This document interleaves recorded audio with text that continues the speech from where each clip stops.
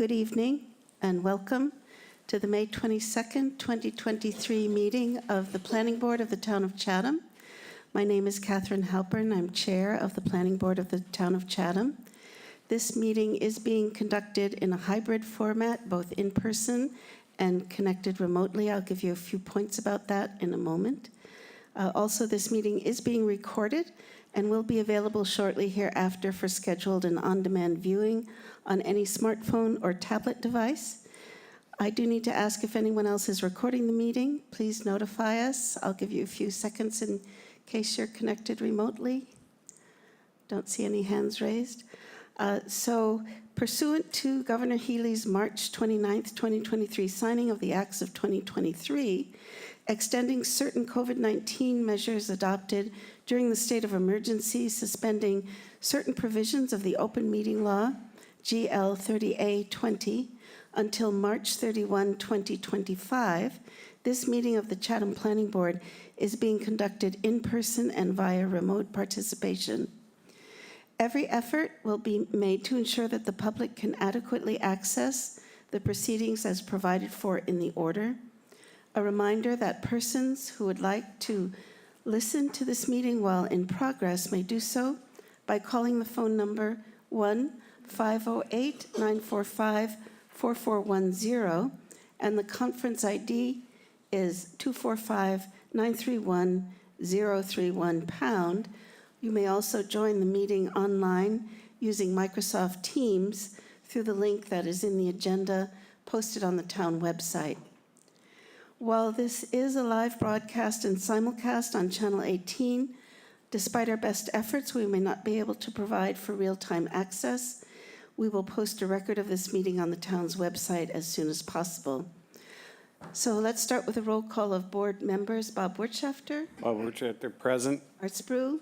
Art Sprue, present. Warren Chain. Warren Chain, present. Megan Story. Megan Story, present. Charlene Greenhalgh. Charlene Greenhalgh, present. Bob Dupas. Bob Dubas, present. And this is Catherine Halpern. I'm also present. And I'll ask if any board members need to recuse themselves from any items on tonight's agenda. Madam Chairman, Yes, Bob. I have worked for the outfit that we're going to have before the board. But Yeah. as it is right now, I have no interest in this project. All right. I think it's fine that you not recuse yourself. Yeah. All right, great. So let's begin with our first agenda item, which is the minutes from the May 8th meeting. Anyone have any additions or corrections? Yes, Art. Under present, after your name, Catherine, it says it is an extra Oh, M. chairperson. Okay. Chairman. Okay. And underneath site plan review, it's the last line of the paragraph there. It says the review. I would suggest we add the 1-year review. So the sentence should read, the board also agreed that drainage and the parking waiver should not be part of the 1-year Yes. review. Yes. I think that's what, I think that's we- more clear, yes. yeah. Yes, thank you. that was all I saw. Okay, great. Anyone else? Any amendments? May I have a motion to approve the minutes with the amendments given by Arthur? Art Sprue, I'll make that motion. Thank you. And Charlene, you And I will second. second. All right, roll call vote. Bob Wirtschafter. Bob Wirtschafter, approved. Art Sprue. Art Sprue, approve. Warren Chain. Warren Chain, approve. Megan Story. Megan Story, approve. Charlene Greenhalgh. Charlene Greenhalgh, approve. Bob Dupas. Bob Dubas, approve. This is Catherine Halpern. I also approve. Thank you very much. Next item on the agenda is a pre-application conference for a site plan review. And this is in regards to 859 Main Street in Chatham. And may I have the presenters, please go ahead.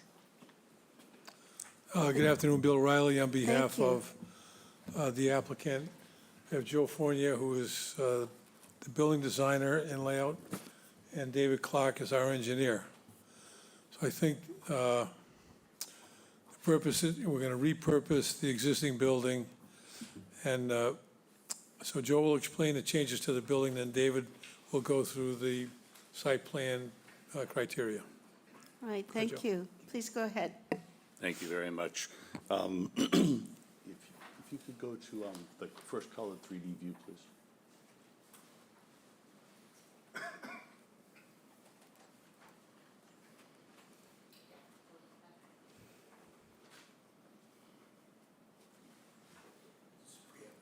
Yes, so just present our recommendations for the formal. I'll just remind the board and the public, this is a pre-application conference, and the purpose of this is to review the applicant's presentation and give our recommendations of what we need to see at the formal site plan review.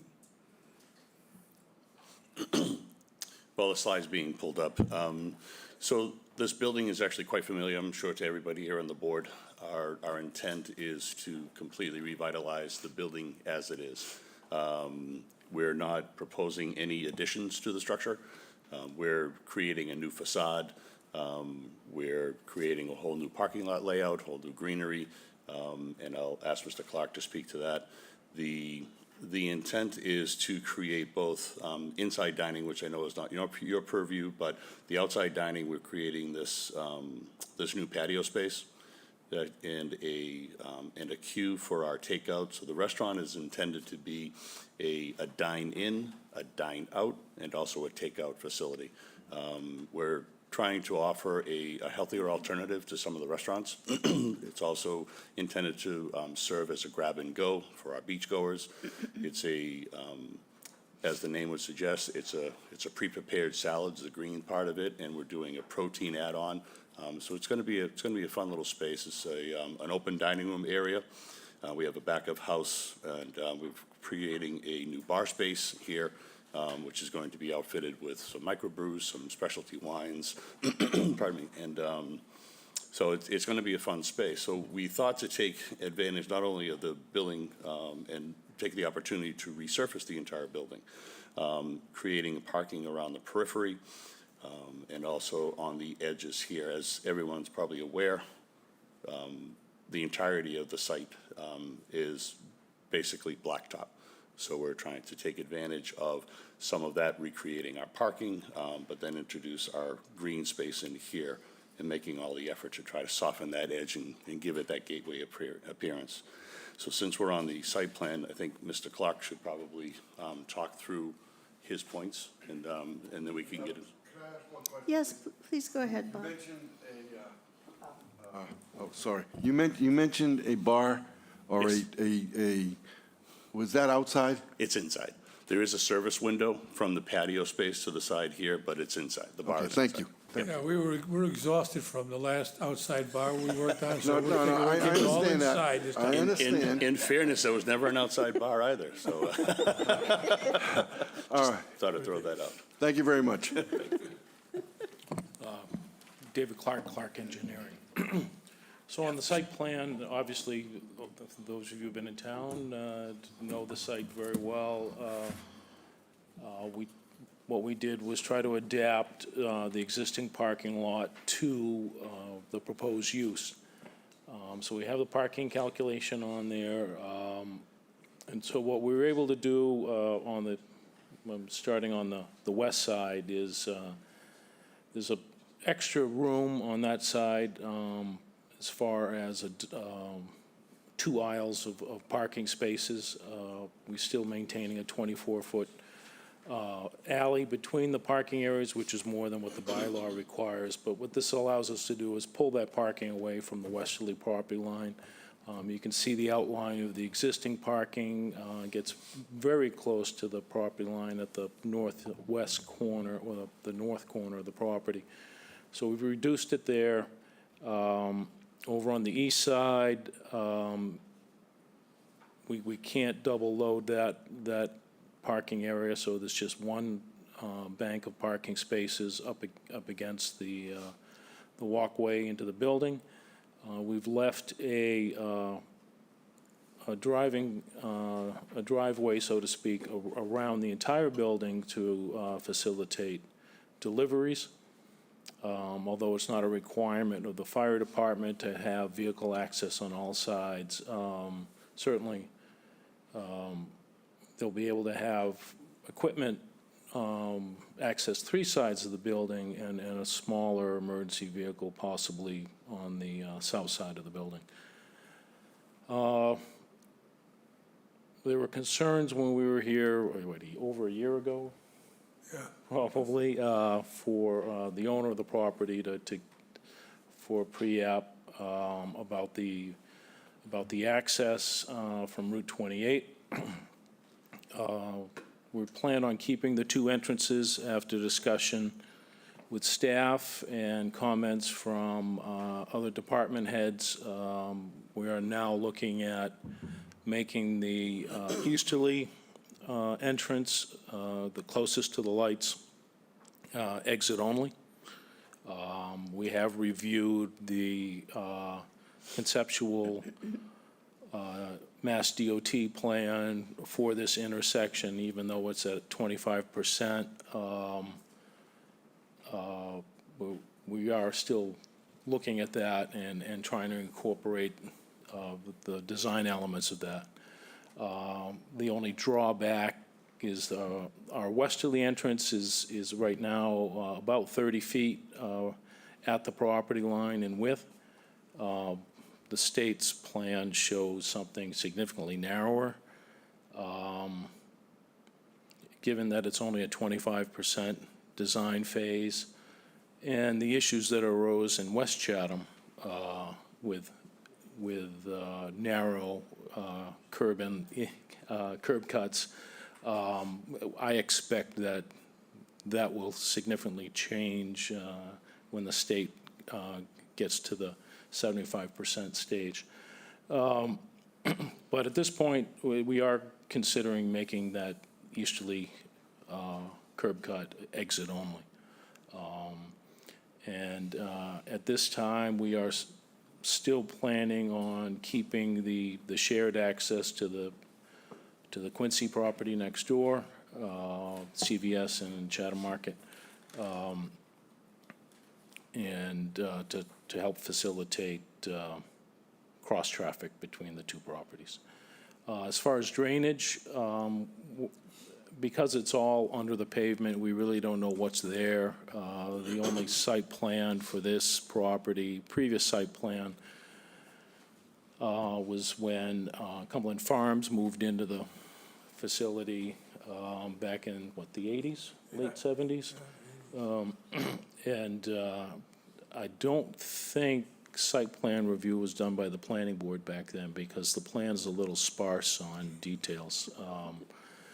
So we're assuming we're going to have to rebuild all of the stormwater facilities on the property. We show 2 catch basins and going to leach pits at each entrance. We may change that to a trench drain, given that the property is relatively flat. Trench drains tend to capture more water. We also, I guess you'd call it the southwest corner of the property, is one of the lowest portions on the property, and a lot of the stormwater heads off in that direction. So we plan to fill that corner, bring it up, and pitch it the other way, because we do have a wetland to the west of us, and that wetland is directly linked to the oyster pond through ditches and culverts. That's it. On the engineering end of it, I'm happy to answer questions. Great. Yeah, go ahead, Bob. Dave, with the reconstruction of the front Main Street part right there, I know that it's a deeded shared access, but I can see in the future where they're gonna open up maybe the entrance and take the islands out of the market's entrance, then it might work better later on to finally get rid of that entrance. And you could have a little more parking or a little more green area. I don't think if and when they do the intersection change, that it might work out to eliminate that. And I like the idea. I know you're more at it than I am, but I'm more practical. I like the idea of having an entrance and exit only. Are you going to do entrance only on only one of them? and then one exit only. There'll be two-way on the west. Right, that's what I mean, exit and enter only on the wider one. And I would fight with you to keep that a little extra wider. Looking at the state's, the DOT plan, they're basically eliminating that gradual right onto Queen Anne Road. It's going to be a hard right. If that's the way it's built, I can see many more people taking a shortcut through our parking lot. Right, and I'm not in favor of that, especially with being a restaurant with that many people walking in and around there. When it was Cumberland Farms, they mostly parked on the west side and in front, and any traffic flow was maintainable. But like you said, you're going to try to make this family-oriented, and I don't see family-oriented running around with cars trying to beat the light. I'm assuming they're having lights back there, and running around there with people that just want to get ahead for 2 seconds when they can wait. Well, we've actually spoken, we had a department head meeting with Ryan and Lieutenant Goddard of the police department spoke about that. And we think that in general, the use of the property as a restaurant is going to slow down people using it as a drive-through. He expressed concerns about holiday traffic, Friday night traffic for the band concerts. And so we've agreed with him that anytime the police department has a concern, they can put up barricades to close that off. And so I think what we'll do is wait, get a little experience with the restaurant operating there before we decide what to do. I know, but you know and I know that if it's open and it stays, and it's open and people get used to using it, and then you close it off, people are going to drive in, look at it, and be even more upset because now they can't get back into traffic, whether to, now, I'm assuming that you plan on being open before the intersection is changed. That's correct. So you're going to be fighting twice against this. Well, we think that with the islands we're establishing and the fact that there will be active traffic in there, we think that's going to slow down, the people want to save that 2 seconds. If that's not the case, if it is a serious safety issue, we'll just close it off. We've had discussions with, I know, but the problem with, it's a deeded access. oh, Bob, And I know that's the stupidity of this whole thing. no, we've had conversations with the Quincy family that owns CVS and the Village Market, and they said it's entirely up to us whether it stays open or closed. They've been very, Then you know my feelings on it. Close the devil off. well, The partnership team actually thinks that there may be a financial benefit to them, if they can actually get some traffic from CVS coming through the cut-through. But they're also very mindful of the safety implications, so they're committed to doing whatever is best. So you're going to go trial and error. well, yeah, but we probably won't wait more than 3 or 4 fatalities before we close it off. I thought we were keeping it at two. Anyway, We're going to pay attention to it, Bob, Careful. believe me. Yeah. any other points you wanted to make, or shall I just go for comments from the board? Ready for- yeah. If the board would like to see, we actually have a planting plan as well, if we want to kind of bring that up, if now's the time, and then you can get some commentary. Why don't we see some comments just on the site plan and Fair. then move to the planting Sure. plan? I think that might be a good idea. Bob Wirtschafter, do you have comments on the site plan itself? Well, the preliminary one is, where's the bike, is there a bike rack? Where would somebody park their bikes? I mean, if you're having people go to the beach, some of them are gonna come by bicycle. That's about- Especially if we have a new bike lane all the way down that. Someday. Yeah, do that. Okay. We That was can my- certainly find some space for bike Yeah. rack. I think you need that.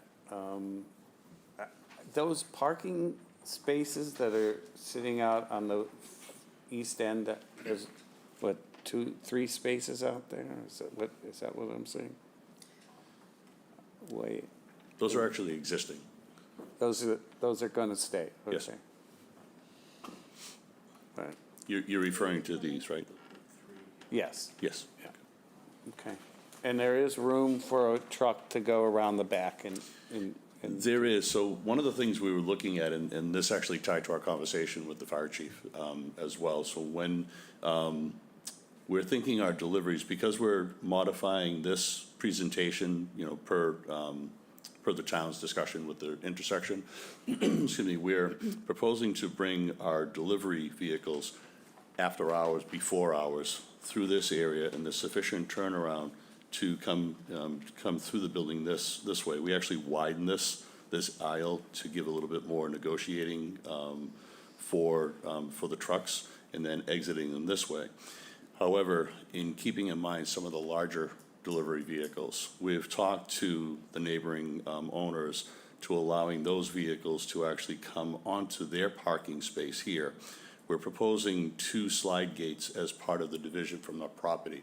So not only is that going to benefit us in terms of deliveries, but it's also going to benefit our first responders if the fire department so needs to come into this area. So they'll have easy access to our building should the need come into play. And that'll have a Knox box, so they'll have full access, 24/7 access. that's good for now.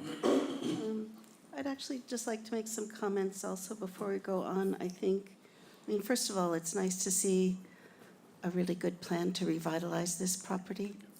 And I think the use that the owners want to put it to is a good use. So that's a really nice thing to see for the town. I think probably the board, this will come up from other members of the board, but what we just need to see is a very clear definition of the pathways, of the travelways for vehicles and pedestrians to be sure that everything is safe. And right now, what I understand you're proposing is that the westerly curb cut will be both entrance and exit, will be 2-way traffic, is that correct? Yes. And much But wider. the easterly one will be exit only? Correct. All right. And Right you're turn, exit only. right turn only. And then so we'll need to see a plan from you, how the traffic will move Yes. when it comes in or exits, and how the pedestrians will move to make sure that there's no potential conflicts, safety hazards. So, just trace it out for us, and if it needs to be changed. And then it would probably be advisable to have clear markings, arrows or signs, so that people know they can come in there and out there, and that the westerly curb cut is exit only and right turn only, et cetera. I know the easement is under consideration, something we have to think about a bit. Right now, are you thinking that is 2-way traffic? The crossover to the CVS property? That's the way it's been, so Yeah. whether, candidly, I'm an optimist. I don't think people are going to use, once we establish the business and the customers are using the parking lot, we think the vehicles entering from the Quincy property will be very, very few. Yeah. We think the bigger issue is people coming from the west, either to beat the light or to get into the CVS parking lot. Again, right now, there's nothing there, so people are flying through. But when the gas pumps were there, when Cumberland Farms had the gas pumps there wasn't much pass through. It's just that they've been gone for so long. As Bobby pointed out, now it's a habit. Yeah. To save that all important 2 seconds. So, I mean, if it's a problem, it'll be blocked. Yeah. I just think we do need to think through also how to discourage any continuation of those drive-throughs with signage, with directional arrows, but just, we need to have that stop now that the property is in use. One of our discussions was to install a gate that could be operated by safety personnel and then certainly the partnership team as well. Yeah, So that's like our next step, I think. Yeah. Instead of completely closing it off. Okay, great. All right, those were just some comments I had. Arthur, do you have some comments? Yes. There's been a lot of thought put into this plan. I think when I took a look at my past notes, it was October 21 when you were here before, and you did listen to a lot of things that the board had brought up. So I think you've put some real good thought into this and how to address many of the things that we had raised back in October of 21. Couple of things that you should think about. The whole idea of when you get into a more tightly business area like this, to have linked parking is a benefit. And I think that it would be appropriate to try and test that out before you just decide, as you suggest, to test it out and just define whether that is a benefit or not. I could see during some of the busy months that people wanting to get out the exit on 28, trying to turn left, they'll sit there forever. And they're going to know about the alternative to go through the Village Market parking, turn left out of there, and you get to a traffic signal, and you can turn left. So I think it would be worthwhile exploring that and testing that out for a period of time before you just close it off outright. Because then it puts the entire burden on your site, and if you can't make that left turn on, people aren't going to come. You know, that's what happens. So traffic circulation, I think, is very important. I can understand the benefits to closing it off. I hear what you're saying on that. But I think your statement that once this is fully built out the way you're proposing in here, I think it's going to change the ability and the desire for people to cut through. If you keep the East Drive, I suggest you work with MassDOT to make that a curved right exit only, reducing the width, the curb cut width, because it's about 35 feet now, and it's way too open. You certainly don't want anybody trying to turn left into that entrance there. With the changes that is being proposed by MassDOT there, there's going to be a separate left turn lane going in the eastbound direction on 28. So if that does stay, I would encourage that thought process there. I appreciate, David, your assessment on the stormwater and your approach to it. I think that that's going to solve an awful lot of issues on the site. I have one other item. I know you're putting pavers in the patio area. Yes. And that might take a good amount of the stormwater runoff. But if you put something on the perimeter where the plantings are so it captures it and doesn't run off into the parking lot, that would be great. Whether it's the way you're structuring the plantings or something like that, I would encourage that so that you capture it there rather than let it go into the catch basins out in the curb, out by the exits. And at the same time, I think you should capture the downspouts, address those as part of your stormwater. I think you do that on a regular basis. You have a grading plan already. That was already on my list. I crossed that off. Sorry.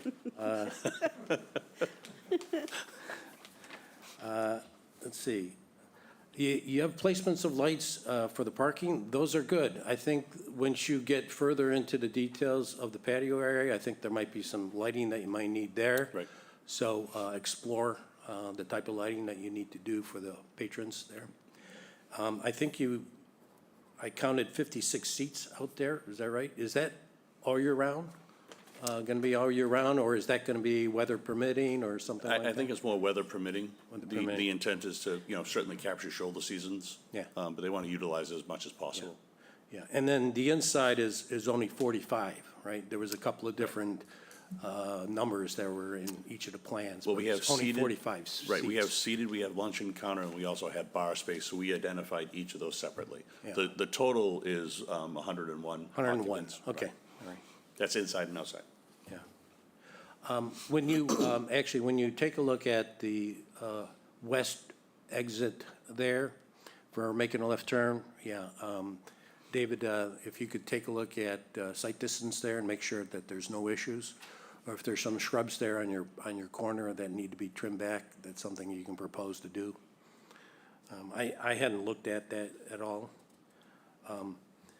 Any particular hours of operation for the outdoor dining? Just tell us what that is so that we can work with you associated with that, just like we did with the Squire. Let me see, a couple of my other things that I had in here. I think you've got most of the utilities there, but you need sanitary according to the letter that we, from Ryan. So you have to identify where that's going to be on your proposed plan. Yes. We bequeath that to Mr. Riley. Yeah, yeah, I'm assuming it's a pretty straightforward item. And I think that's about it. Oh, I wanted to understand this mobile queue pickup. Can you walk me through that? I mean, you show it on the site, and I'm not sure. For a minute there, I thought it was somebody's going to drive through there, and I guess No. it's not. No, that would Well, create it a looked bit like of a the lane problem. was wide enough for it, so. I think Mr. Dubus would have a safety problem with that, just throwing Yeah. that out there. Yeah. Could you go to the architectural site plan? I believe it's 3 plans from this. That's, no, actually, no, stay right here. It's perfect, thank you. So multiple plans. So the idea is to allow our guests to park here and then come to this long walkway. Because this is an elevated patio, we want to cater to all accessible needs. So the idea is to drive our pedestrian traffic here with sufficient barrier between the parking. Yeah. We're going to have a takeout window right here. The other intent is to have this as an outdoor queue, so we wanted to try to organize this as best possible to keep a lane, if you will, for people just picking up lunch and counter, then from the lunch and counter and then leaving, versus those that are queued to come into our inside dining, et cetera. Oh, okay, all right, that makes sense. I think the other thing is, and I think, Bob, you had mentioned this last time about reserving some, or setting aside some places, parking spaces for the pickup, right? That's something that I think is a good suggestion to think about again. If there's no place for them to come and park real quickly up front and pick up and go, there could be a lot of congestion. Sure. I think the intent is to grabbing these first 2 spaces here for Yeah. just that purpose. Makes sense.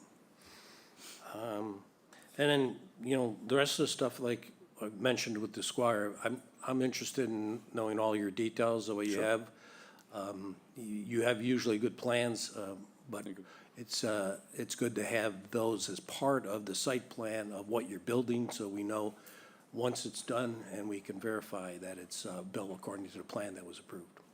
Other than that, I'm pretty good with this. Thank you. Thanks, Art. Warren?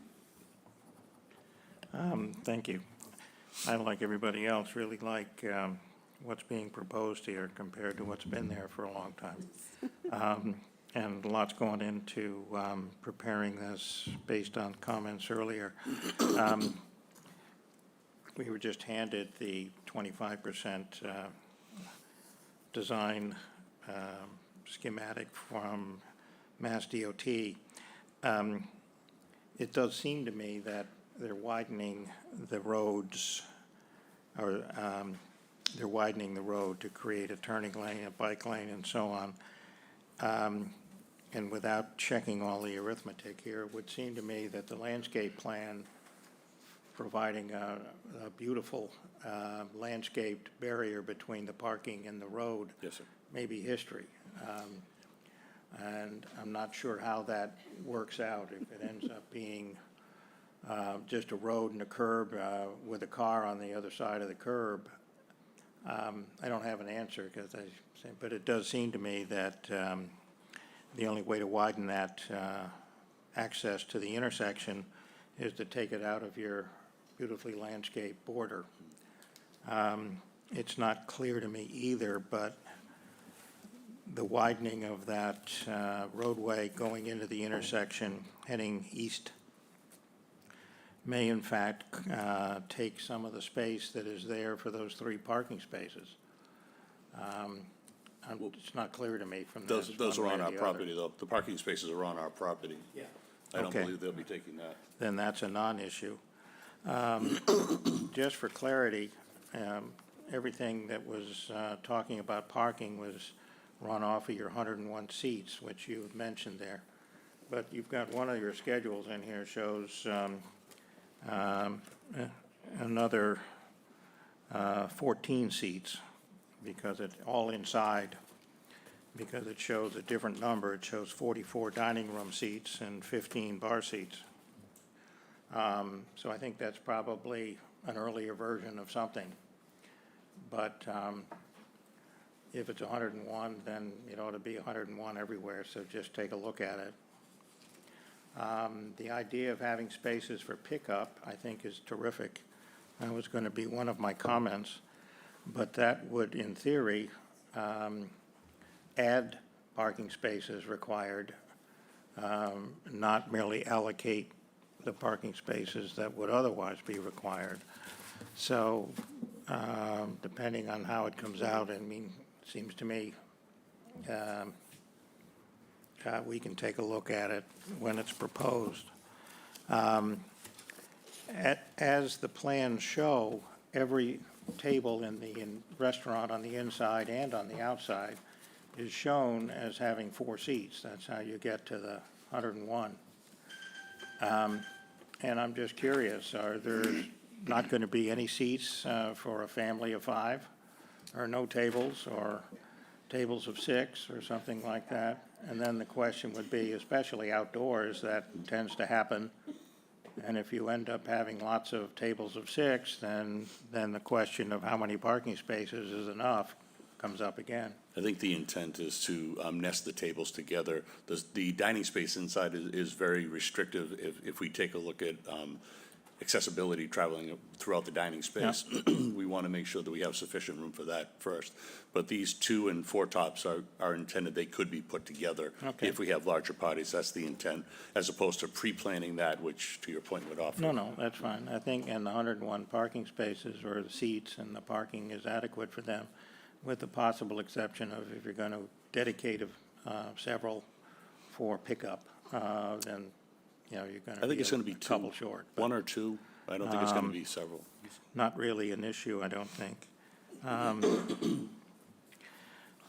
Somewhere in here, it talks about the cost of construction for other than the building, and it shows $2 million. And is it really, are you expecting the non-construction costs I think for the site to be that's $2 million? That's either a mistake or a misreading, because Well, that's the entire budget for the entire project. well, that's, Right, that's that was everything. my That's the building assumption, as well. but that's what it said, so that's why I'm just asking. It's probably $2,000? I don't know, but whatever it is ought to be changed from what's here. I see that, yeah. So you're supposed to be providing a cost estimate for the site-related activities Right. anyways. I combine, this is the total project, so okay. I combine the 2. Yeah, well, I assumed something like that, either that or there's going to be a rather heroic drainage plan. Dave assures me it's going to be gold line pipes. Didn't you recuse yourself? No, you couldn't.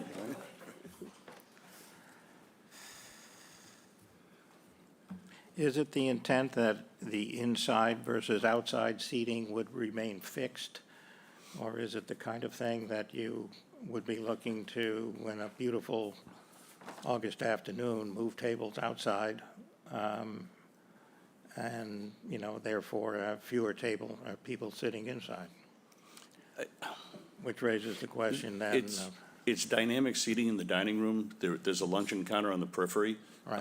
I believe that the outside tables are going to remain outside and the inside tables are going to remain inside. Okay. That's the intent anyway. so it would remain a fixed ratio in number of seats in one place or the That's other? the intent, and we know that sometimes furniture changes as well. We're trying to, you know, Yes, indeed. the seating won't. I don't have anything to add. Okay, great. Thank you, That's it. Warren. Thank you very much. Megan?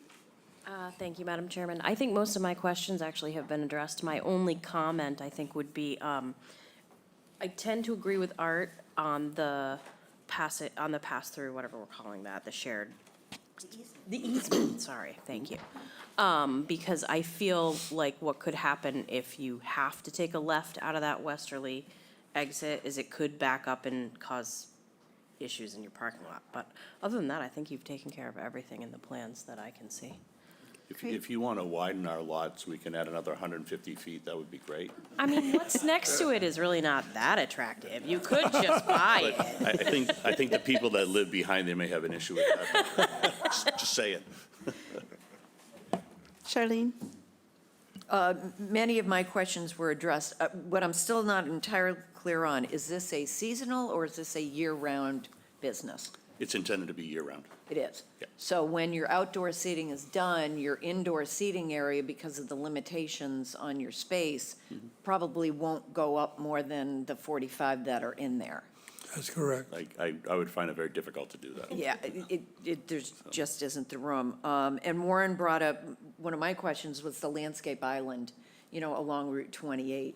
The 25% plan shows a limit of grading, which would just obliterate that, which is Right. so sad. Well, 'Cause it we is, came you across, know. we basically had that discussion this past week after our planting was done. So we thought that because it's just a 25% plan, we thought it best It's gonna change. It is, exactly. We're gonna move forward with what we have. I think we have a few extra feet on the aisle if we wanted to absorb some of our, if we wanted to widen into our property here. This is a 23-foot aisle. So we might be able to reduce that a little bit. The partnership team likes to have these wider aisles for obvious reasons. We don't have to. Okay, Understood. so our first goal is to try to work with what we have. Exactly. I'm not, you know, it's just, it's disappointing that you have this very nice landscape plan that, you know, may last you 2 years, and then Right. hopefully there'll be something left that you can make it look pretty. Right. Well, one of the things that we're doing is we're actually, the partnership team has committed to a well water irrigation system.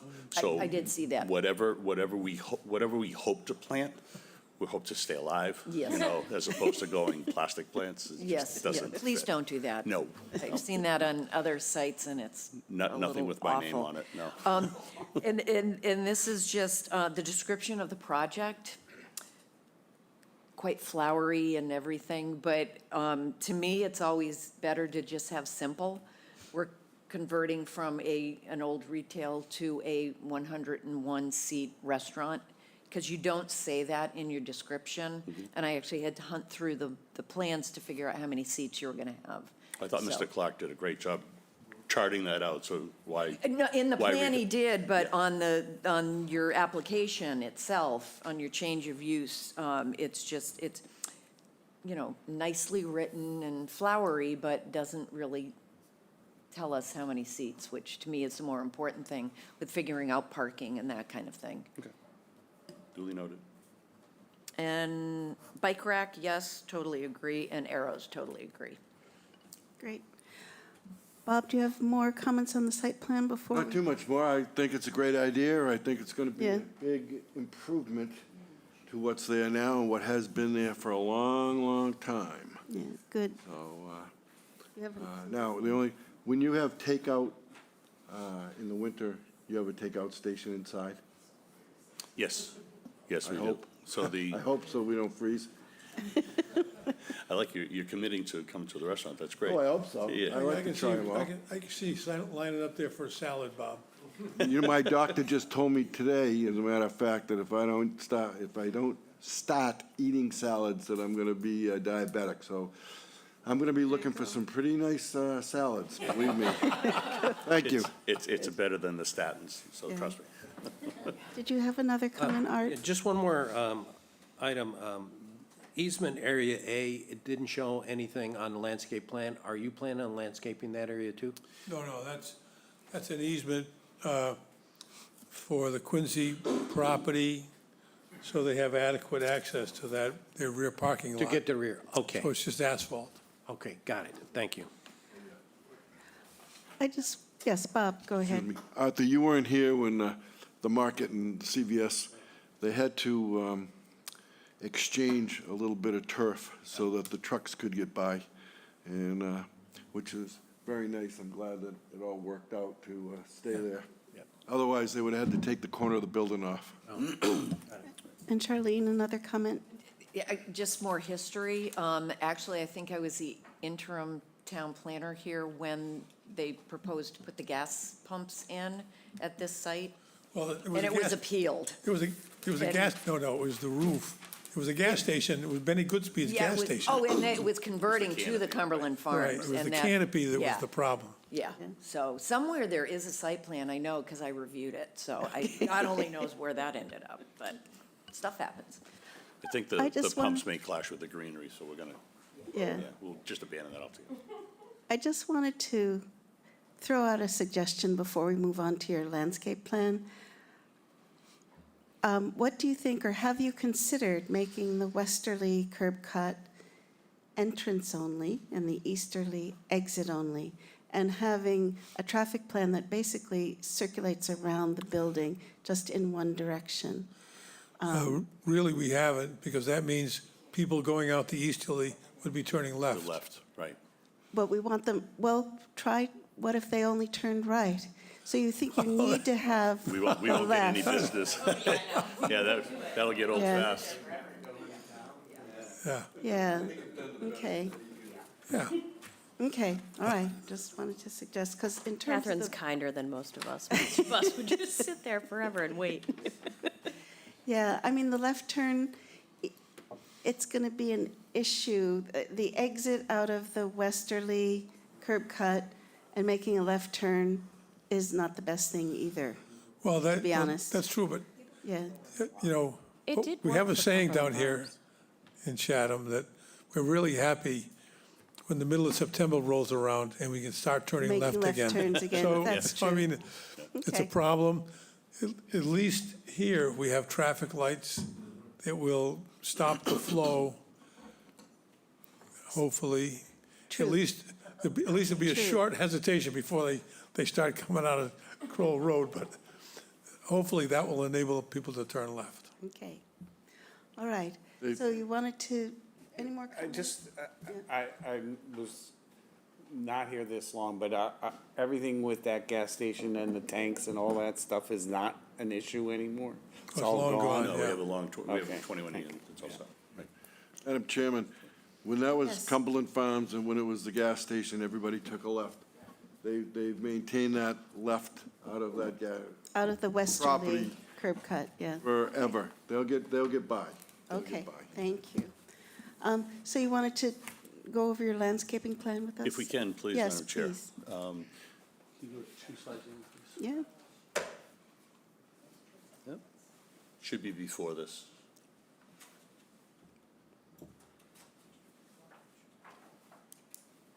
Two more. Oh.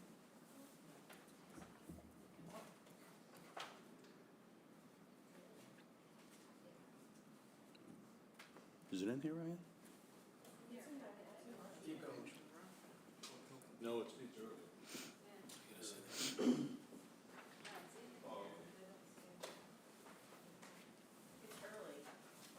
It's after L1.01. Yeah.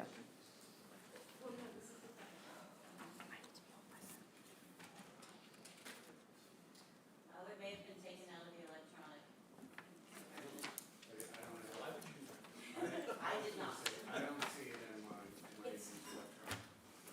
please? Ryan, is there any chance, is that HBDC that she has there? Yeah. It is beauteous. Sure. We all agree it's it's nice. Yep. I think we all, How could you miss the pinky winky hydrangeas? I mean, I think they have a really nice, well-rounded choice of plant materials here. And actually, I believe Mr. Cheney is with us online. Phil, you with us?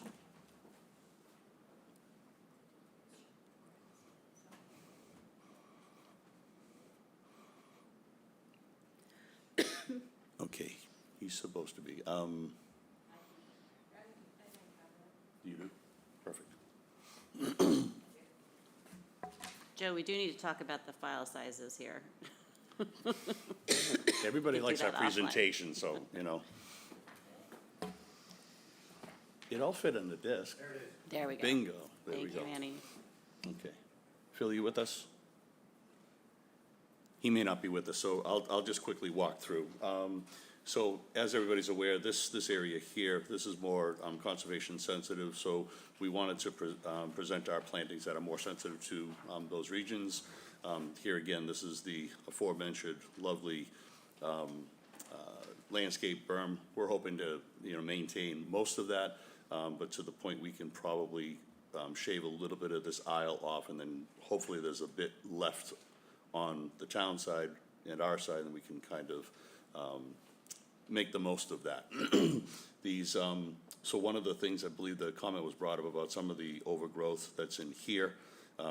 This is all proposed to be new landscaping, so we're using, excuse me, smaller scale growth, limiting our, our tree sizes, so there's gonna be sufficient clearance in our town discussions with the departments. That was one of the things that we brought up, and we were able to showcase this, and they were very, very pleased, because as it exists now, it's totally overgrown. We agree with that. And I think between, planting the periphery as we show here, along with our spray water system, hopefully that we'll get some real nice, good growth out of there for a long time. great. Yeah, I think it looks great. Any comments from the board? Warren? Well, I would just encourage you to pursue the comment you just made, that you're gonna try and sneak a little extra space in the out of the parking lot, because regardless of how the final plan looks, I've got to believe that if they're turning, if you're gonna end up with a right turn lane, if you're gonna end up with a bike path, et cetera, there's gonna be less room there than that plan suggests. And I think it's the plantings, I think the nature of being able to have drip irrigation as well is all fabulous. And it would be a shame to have it all ripped out, because, so I'd make it as large as possible so that there's still something left. Agreed. No, and certainly the irrigation system is gonna be fully on our property. We're gonna plan that. We can't obviously put anything on town property, so even if that were to widen down the road, at least that part will be preserved, or at least modified. So, and here again, this is a newly presented plan to us, so, but it's something that we're in conversation as we've gone through. Good, great. Any other comments from the board before we move to vote? And our vote would be to accept the pre-application? Yeah. So could I have a motion? I move that we accept the pre-application for 859 Main Street. Thank you. May I have a second? Art Spru, second. All right. Bob Wirtschafter? Bob Wirtschafter, approve. Art? Art Spru, approve. Warren Chain? Warren Chain, approve. Megan Story? Megan Story, approve. Charlene Greenhalgh? Charlene Greenhalgh, approve. Bob Dubus? Bob Dubus, let me think about this. I approve. Reluctantly approve? And this is Catherine Halpern. I also approve. And again, I just want to echo the vice chair's comment. I think this was very thoughtfully done. In fact, I mentioned that to Ryan when we talked earlier today. It's very clear that a lot of thought's been put into it. It does look, I think other board members have commented too, it's a great project to revitalize the town and to revitalize a property that's been in disuse for some time. Several years. So we appreciate that. Thank you very much. Thank you very much. Thank you for all your commentary as well. All right. Great. So next item on our agenda are long-range planning initiatives. And the first is inclusionary and incentive zoning for housing, an overview. And I think I'm going to ask our Housing and Sustainability Director, Gloria McPherson, and our Principal Planner, Ryan Christenberry, to lead the discussion on this. Thank you, Madam Chair. So for the record, Ryan Christenberry, Principal Planner. I've included in your packets tonight a memo sort of summarizing what our objective is here tonight, which is to respond to a request by this board to introduce an inclusionary and incentive-based zoning bylaw amendment to the town of Chatham. And while Gloria gets set up, I just wanted to introduce the elements of that a little bit. In my memo, I noted that inclusionary and incentive zoning is something that's not novel. Chatham has a bylaw currently, as do almost 40% of the communities in the Commonwealth. Our thresholds are perhaps a bit dated in terms of it being an effective bylaw, and I think that's true for a lot of communities as they're revisiting these now. So that's something that we wanted to get into with you tonight to see what more progressive per unit capture thresholds and affordability thresholds you might want to consider, both as a town-wide zoning bylaw as well as relative to the West Chatham neighborhood amendments that you're exploring. So Gloria's done a really nice job of giving you the full suite of options that come with considering an inclusionary and incentive-based ordinance. And I think what we'll do is go through each of those segments and pause for some Q&A after each sort of segment has been presented to you. Great, thank you. Hi, everyone. So as Ryan said, this is a broad overview of what inclusionary zoning and incentive zoning very often encompasses. This is something that's done in multiple places on the Cape, in Massachusetts, and nationwide. I'm hoping that this presentation really is kind of a back and forth discussion between staff and the board right now. I don't think that it's reasonable that any decision should be made today. I think there's a lot of information to take in. When we were first pulling this together, you know, Ryan was like, do you have any images to kind of break it up? And it's very dense, but honestly, you know, this could easily be 65 slides long with some images in. And I think that there's a benefit to seeing all of these like bullet points together so you can understand like the range of everything that can be considered all at once. So hopefully this isn't too dense, and hopefully you agree with our strategy for doing this. So as the title says, this is just an overview of inclusionary and incentive zoning.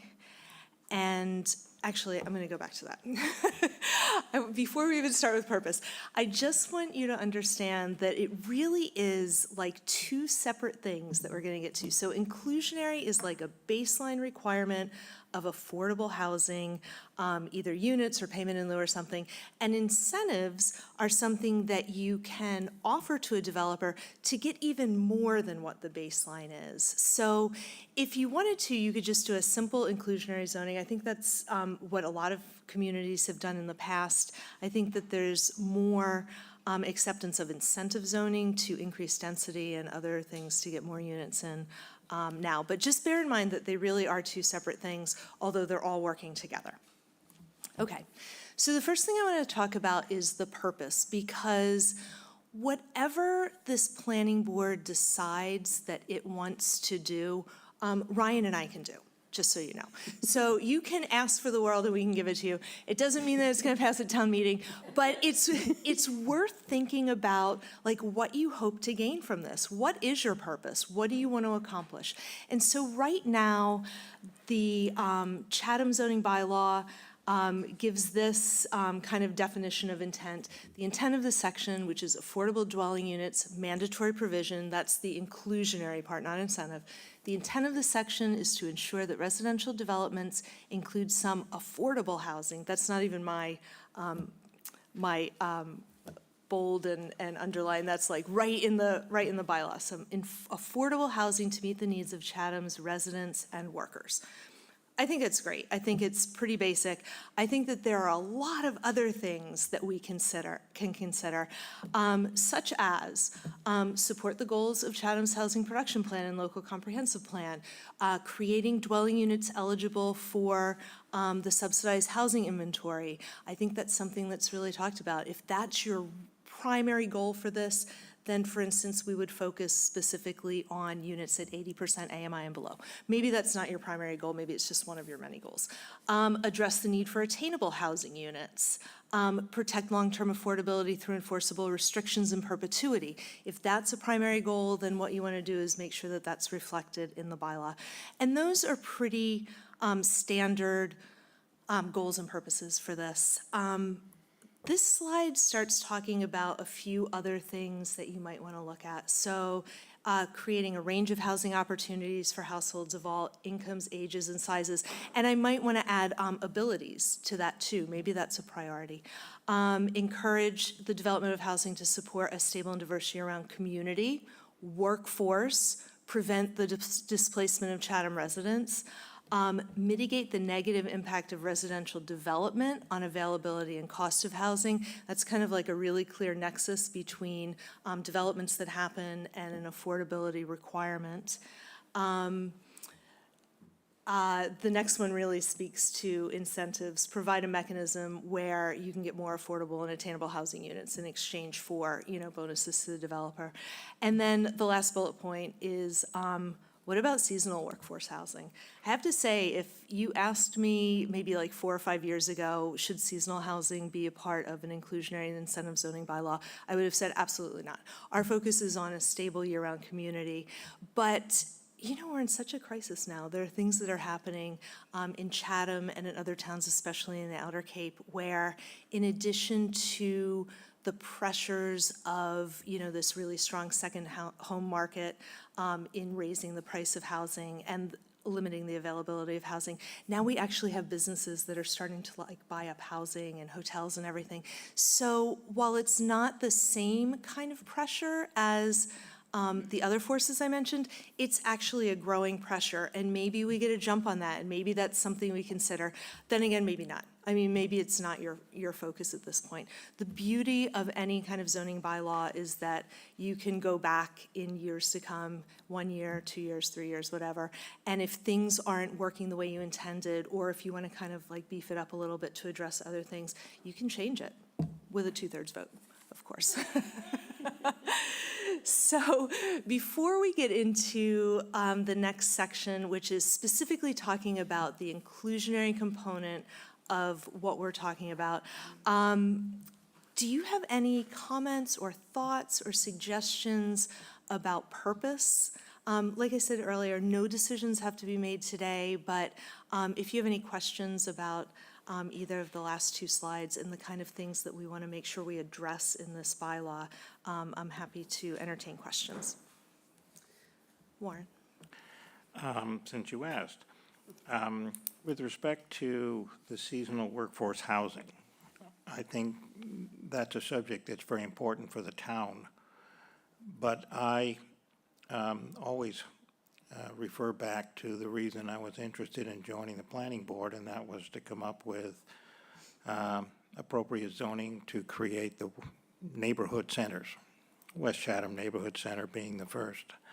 And the overriding objective there, for me, is to create in the neighborhood centers a viable year-round community of diverse housing options for those wishing to downsize, those wishing to be able to afford housing in town, who may in fact need to be able to walk to what they need because of age and so on. And that's an overriding consideration. If in fact you superimpose on those objectives, which are for me overriding of anything else, seasonal workforce housing, then you're creating a temporary housing type of an overlay on something that is meant to be developing neighborhoods. For me, the seasonal housing for workers is really it's commerce. It's a business, and it's only for 3 months of the year, 4 months max, which is for me contrary to the objectives of the neighborhood center at its core. I'm all in favor of doing it, but not in the neighborhood centers. It can be on commercial properties, other places, maybe the old Council on Aging facility, for example, who knows? But the point is, to me, it belongs in a different zoning area. So. And while Gloria's taking notes, I can just comment that I think that having a townwide overlay that makes certain exemptions in certain areas is an appropriate solution that could reflect that concern, right? That seasonal workforce could be a part of the overall bylaw, but not necessarily in the neighborhood centers would it apply. So you have that sort of ability to create it that way, if that's fair to say, Gloria. I'd like to make a comment, if I might, just a reminder also that what Ryan and Gloria are proposing here will be townwide, not just for the neighborhood centers. We're considering that, and that ultimately what our path forward might be would be to pull some of the features that we like about the inclusionary incentive bylaw for the whole town, to pull them and apply them to West Chatham as they apply, or to the other neighborhood centers. But that's probably best description of our process going forward. I also just wanted to comment overall what you've stated as possible aspects of our purpose. I actually agree with all of them. I think they are all our purpose. I wanted to make one comment about seasonal workforce. I think it's something we need to consider carefully. There's a lot of from my point of view anyway, there's a lot of little wrinkles in it. There are some large employers in Chatham who have a large summer workforce, and actually traditionally they've considered it their responsibility to provide housing for that workforce. And that might be a tradition that it would be good to revive, that it's more the responsibility of the employers. Anyway, just a suggestion. That has been the case in the past with some of our larger employers. Also, just that in discussing this with Ryan and Gloria earlier today, we have to consider carefully how these interface, because one thing that has happened in the town of Chatham is that housing that was available for moderately priced year-round rentals gets purchased by larger summer employers to be the summer housing for their summer workforce. So housing that was allocated as year-round, moderately priced housing then becomes seasonal housing only. And so we need to just be aware of the economics of the situation and somehow provide that there's a balance, that whatever bylaw we put together helps to provide a balance that the year-round, moderately priced and affordable housing needs will be met, but that also, we just understand the reality that there's a big need for housing for the seasonal workers as well. So Megan, you had a comment. Just to add on to I agree with, this is no secret to anybody, but I agree with the purpose. Yeah. But to add on to the seasonal housing, which I think will be a very sticky wicket in this town, so that aside, I would like to say that it isn't 3 or 4 months anymore, it's 6 or 8. And the difference, I think, between when those larger employers really were able to own that process, and they may still be able to, the people we're thinking of are large and have multi-million-dollar businesses and can do that, but there are no longer college students who come and live with their parents and work, and there are no longer, you know, kids who can make that work unless they're 14, and they just can't get an internship yet. So I think that we have to recognize that those different smaller businesses, the small restaurants, the retail stores, that those are the ones that we're really looking for people to be able to, because I mean, genuinely, as a college student, you cannot come here and make, even as a server, which is a significant amount of money, you can't pay what it costs to come here in the summer, so that just doesn't. So on top of the fact that a lot of college students don't do it anymore, the ones that would can't. So, I mean, we don't have that same workforce that we had even 20 years ago. Yeah. And that's not that long. So I think that, not to conflate the issue of affordable year-round sustainable housing with this seasonal, but like you were saying, Catherine, it does sort of become intertwined when you have larger employers buying up the only thing that might be available. So I just feel like we need to make sure we are aware of what that seasonal workforce looks like and what it should or could look like while we're discussing that housing aspect. Yeah, great. Charlene, did you have something to comment? Totally agree with both of the previous speakers, totally agree. I think the purposes, you know, listed here are spot on. I think there is the need and the niche for that seasonal workforce housing, whether it's provided by the, you know, the business owner or, you know, there's something else. But there is that crossover. We're losing some of our potential affordable housing to that seasonal, and, you know, that's where I think we need to work together to come up with something that will work. But the purpose stated here, I think, is spot on. Great.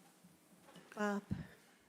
Well, as long as we're opening up things, I think there's a difference between building housing and building houses. And one of the bigger issues that a lot of the West Coast, for instance, have are totally unoccupied housing that have been bought out, that people occupy for 2 weeks. I think we're seeing more of that here.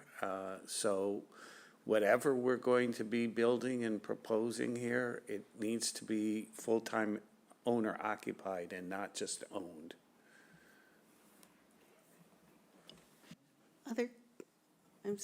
Other comments before Gloria moves on to the next section? Yeah. Thank you, Gloria. Okay, so now we're getting into the inclusionary component of the bylaw. And basically, as I mentioned earlier, inclusionary is simply a baseline requirement for affordable and/or attainable units. It's something that's applied, you know, across the board to all developments of a certain threshold. You know, in some parts of town or all parts of town. You can do it by zoning districts under that area of applicability. To me, it doesn't make sense in a town as small as Chatham, which is primarily residential, to, you know, single out any zoning district over any other for an inclusionary requirement. And I think that our housing issues are so vast and universal that it makes sense to have it in all zoning districts. But basically, when you think about that baseline requirement, there are 3 things that you have to think about it. What is the affordability requirement? What's the threshold for applicability, and what's the area of applicability? So affordability requirement, you can do that by, somehow these got reversed, so it should say, the or should be second. I don't know what I did there. So 10 to 20% of the units is really typical. I think that a lot of inclusionary bylaws initially were 10%, of course, because of 40B. So the state mandated 10%. So people figured, oh, well, let's make, you know, 10% of our units affordable. Obviously, that hasn't worked, right? Because there's other development that's not applicable to 40B. And so even though you might have 40B developments with 10%, all of the other housing construction that goes on really makes that 10% much, much lower. And right now Chatham's at 5.14%. So we're halfway to the point where the state says we should be. And I'm not even going to get into the debate about whether 10% at 80% AMI and below is adequate in an economy that's primarily driven by, food service accommodations, tourism, and retail and things like that. So, but 10% is a real baseline number. 20 years ago, that was fantastic. I think now you're seeing communities with much higher requirements. Provincetown, when I did the inclusionary and incentive zoning bylaw there, we were pushing for 20%, but we kind of compromised down to 1 out of 6 units instead of 1 out of 5, so we were at 16.67%. And recently, Cambridge went up to 20%. The other way that you can do it is, and this is a little bit more complicated, I think it works better in more of a city setting or in a place where you have like a lot of development potential, where you can have like a lot of units and a lot of square footage. You can actually, rather than do a percentage of units, you can do a percentage of the total dwelling unit net floor area. It's just a different way of calculating it out. There are some advantages to it. I think that if you recognize a need, for instance, for a lot of smaller units, like 1 bedroom, if you do it as a percentage of the total dwelling unit net floor area, you can actually get a higher percentage that way with the smaller units, especially if you're building more bigger family-sized units that aren't necessarily affordable. But I think in general, it makes sense to think about percentage of units. I think it's also easier for people to understand, and because we're not a city form of government, and because we're not building, 1,000 units of housing over the next few years, I think that it's easier to grasp at town meeting that we're gonna have, 1 out of 4, 1 out of 5, 1 out of 6 units be affordable. But those are 2 different ways of looking at it. So threshold of applicability. This is when inclusionary applies. And in general, and this is really statewide, that kind of magic number was always 10 units, of course, because you want 10%. So it makes sense that like if you develop 10 or more units, one of those is affordable. The threshold can be as low as you want. I think that it would be problematic to have it apply to a single-family home for a variety of reasons, including exemptions in Mass General laws. But you can think about putting a threshold at, the development of, 8 units or 5 units if you want 1 out of 5. I think that what you might end up if you do something like that is, say, if the threshold's like 6 units, you might end up with a lot of 5-unit developments. So threshold's something to think about. So the other thing to consider, does it apply to residential new development? Does it apply to redevelopment? Does it apply to both? Does it apply to both in the same way? And then there's the possibility of commercial development or redevelopment also doing this for a couple of reasons. First of all, you can link that to seasonal workforce housing if you want. I'm not pushing that. I'm just bringing it up as a possibility. But you have to think that if there's a certain amount of commercial development or redevelopment, that there would be potentially an increase in the workforce, and that's the nexus between having commercial development or redevelopment be one of the thresholds for this. I don't think any Cape Towns do that. I know that Cambridge does, and other big cities, so. Lori, could I ask one question just to clarify? Sure. We've cavalierly been talking about units, percentage of units and densities. Is there no difference for these considerations between 1, 2, and 3-bedroom units, or a unit is a unit? So a unit is a unit for a variety of reasons. So the subsidized housing inventory, for instance, looks at affordability at 80% AMI and below. It doesn't necessarily look at bedroom count. So the DHCD, when you put together an affordable housing project, you have to have a plan for this, you have to have a marketing plan, and all of this has to be approved by the DHCD. And the DHCD has certain requirements for percentages of like units. You have to have a certain number of 4 bedrooms, a certain number of 3 bedrooms. And the idea, of course, is to provide a range of housing options for like families, retirees, things like that. I know that in Provincetown, and sorry to speak so much of that, but that's been my experience, being the town planner there and working on inclusionary. So we had a real need for one bedrooms more than anything, and some 2 bedrooms. And we successfully petitioned the DHCD to actually change their percentage requirements so that we could actually create more 1-bedroom units. So I'm not gonna say that that's what the circumstance is going to be in Chatham. We're just starting a housing production plan update. We're kind of beefing up the scope for the housing needs assessment to take into account attainable housing more. So we'll have more information on that within the next year. But it really does depend on formulas from the DHCD, and then as we get our information back, if we feel like we need to make a case for more 1-bedrooms or more 4-bedrooms, then we can do that. That was a really long way of saying a dwelling unit's a dwelling unit. Well, the purpose of my question was that, given that we've never really talked about those issues as to what is the number of 1, 2, and 3-bedroom units that we would wish to encourage, I don't think anybody here would want to end up with a bylaw for West Chatham Neighborhood Center, which ultimately resulted in all of the affordable units being 1-bedroom. So that would So that all never, of the that would. 3-bedroom units can be Yeah. high-priced. So that would never happen, just because of the DHCD and their requirements. It would just never happen.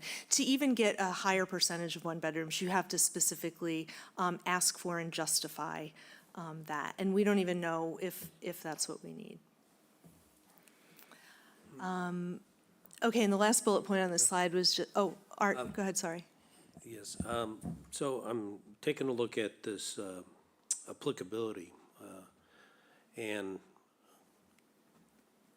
for the single-family residential development, you're speaking to a new development or a redevelopment, where a piece of property was redeveloped. For example, Hunter Rise was a redeveloped property into a subdivision. I've been on the board for 5 years, and we've had 2-lot subdivisions and 4-lot subdivisions. That's typically what our board is seeing. So thresholds might not be as applicable with the single-family residential component as perhaps on the village center areas. I'm just taking a look at practicality of it, all right? I'm not sure you deal with it with a 2-lot or a 4-lot subdivision, which is what we see is very common coming before us. I think you'll like a later slide. Okay, all right. Well, that's good. Is that fair? I'm glad to hear that. I mean, So I'm trying to look for an avenue of how this is applied and make it successful. Our threshold in Provincetown is 2 units, 2 new units created.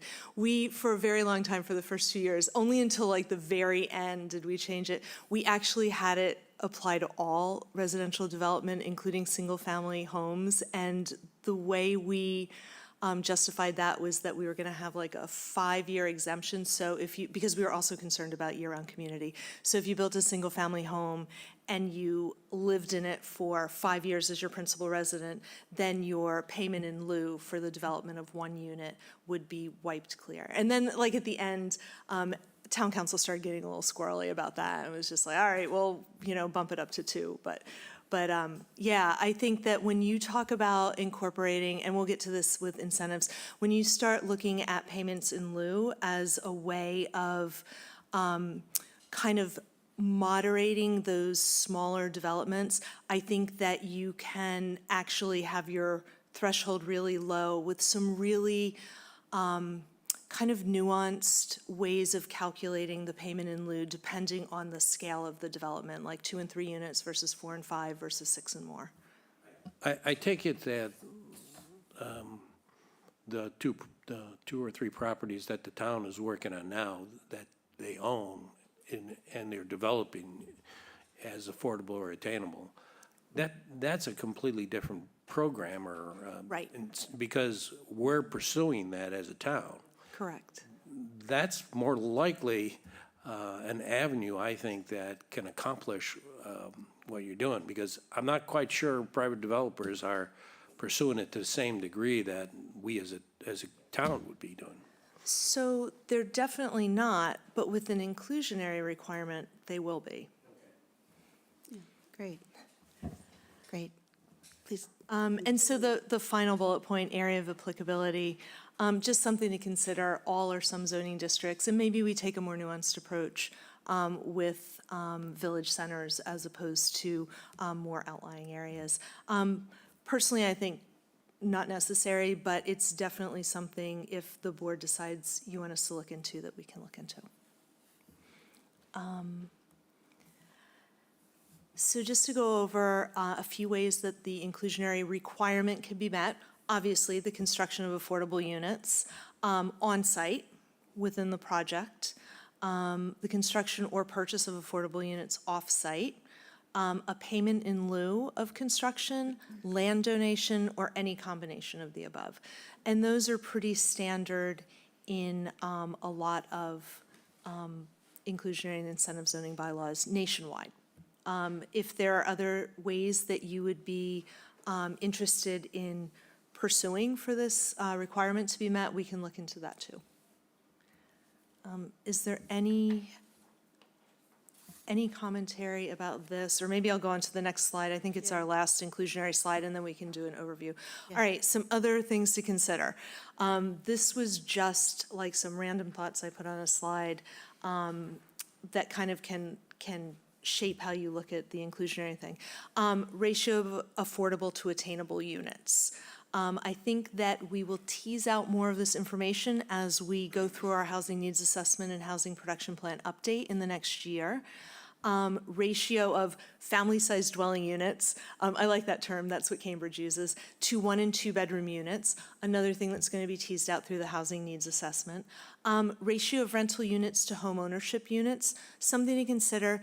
It's often difficult to do a combination development like that. So this is probably not the most important bullet point for you to consider at this point. I think that when you have a larger parcel, like either the Buckley property or Meeting House Road, I think that realistically, because of the availability of funding sources for rental projects, they're going to be vastly, the majority rental, if not all rental, unless a portion of it gets kind of peeled off and maybe a smaller nonprofit like Habitat does some home ownership units. But it's something that you can consider. If it's really important that you have home ownership units, then we can work this into a bylaw in some ways. I actually like the idea of coming up with some sort of mix of rental and home ownership. The need for rental is vast, but when you think about like attracting a workforce and bringing people in, a lot of people like to rent at first. And I think that even if you have rentals available, it's harder to attract people to stay if they don't have a place to move to. So it's like great to think about, rentals, of course, but also that kind of like lower cost homeownership unit that people can, move up into if they choose to do so. It's hard to put down roots and raise a family if you know that you can't buy a place. So that's why homeownership is really important. Within a single project or over more than one project. That's the idea of like all of these things, like the ratio of affordable and attainable, the ratio of 1 and 2 bedroom to family size, the ratio of rental units and home ownership. Do you look at that in like every single project, or do you have like a bigger, broader view and say, well, this project makes sense to have rentals here. The next project that makes sense for home ownership, we're going to do more home ownership. So it's possible to take like a broader view of this and not worry about like getting all of these little things nailed down for every little project. I think in some ways it's good to be flexible. And then, of course, written into the bylaw or as part of the special permit. So one of the things we did in Provincetown, specifically speaking to the ratio of affordable and attainable units, we called them community housing, so affordable housing and community housing, was that we left it up to the planning board as a special permit condition, in coordination with the Community Housing Council, to decide what ratio of affordable and attainable. However, we put a little bullet point that said, as long as we're below 10% in our SHI, that there should be preference given to affordable units, like capital A affordable. And then once we hit that 10%, then we should have more flexibility to do that. And obviously, from a developer's perspective, the higher the AMI, the easier it is for them to get it to pencil out. So anytime you give the option of attainable over affordable, that's always going to be the developer's preference. So it really does have to be, sorted through the planning board and potentially the bylaw, or at least through some sort of like guidance for your special permits, how you want to handle that affordable attainable split. Any comments or questions on any of these inclusionary slides? So the baseline, how the requirements met, or these random other things to consider? Just a quick comment, when you use acronyms, SHI, not everybody knows what that is. Sorry. No, it's, I do, but not, the public may not know, and some board members may not know. So, that, other than that, I think you've given us a lot of good information to really dive into and think about. Yeah. I thought I heard before that the incentives that are available for affordable are such that it is the one that gets built and not attainable. Is that, did I mishear that? So yes. There are a lot of funding sources available for affordable housing, which is 80% AMI below, which are the houses that count on the subsidized housing inventory, also known as the SHI in planner speak. So there's some minimal funding sources available through Mass Housing for what they call their workforce housing program, and they define workforce as between 80 and 120% AMI. It's very limited. I think it comes out to be like 100,000 per unit, which sounds great, but it's, it's like a drop in the bucket. For a family of four. Yeah.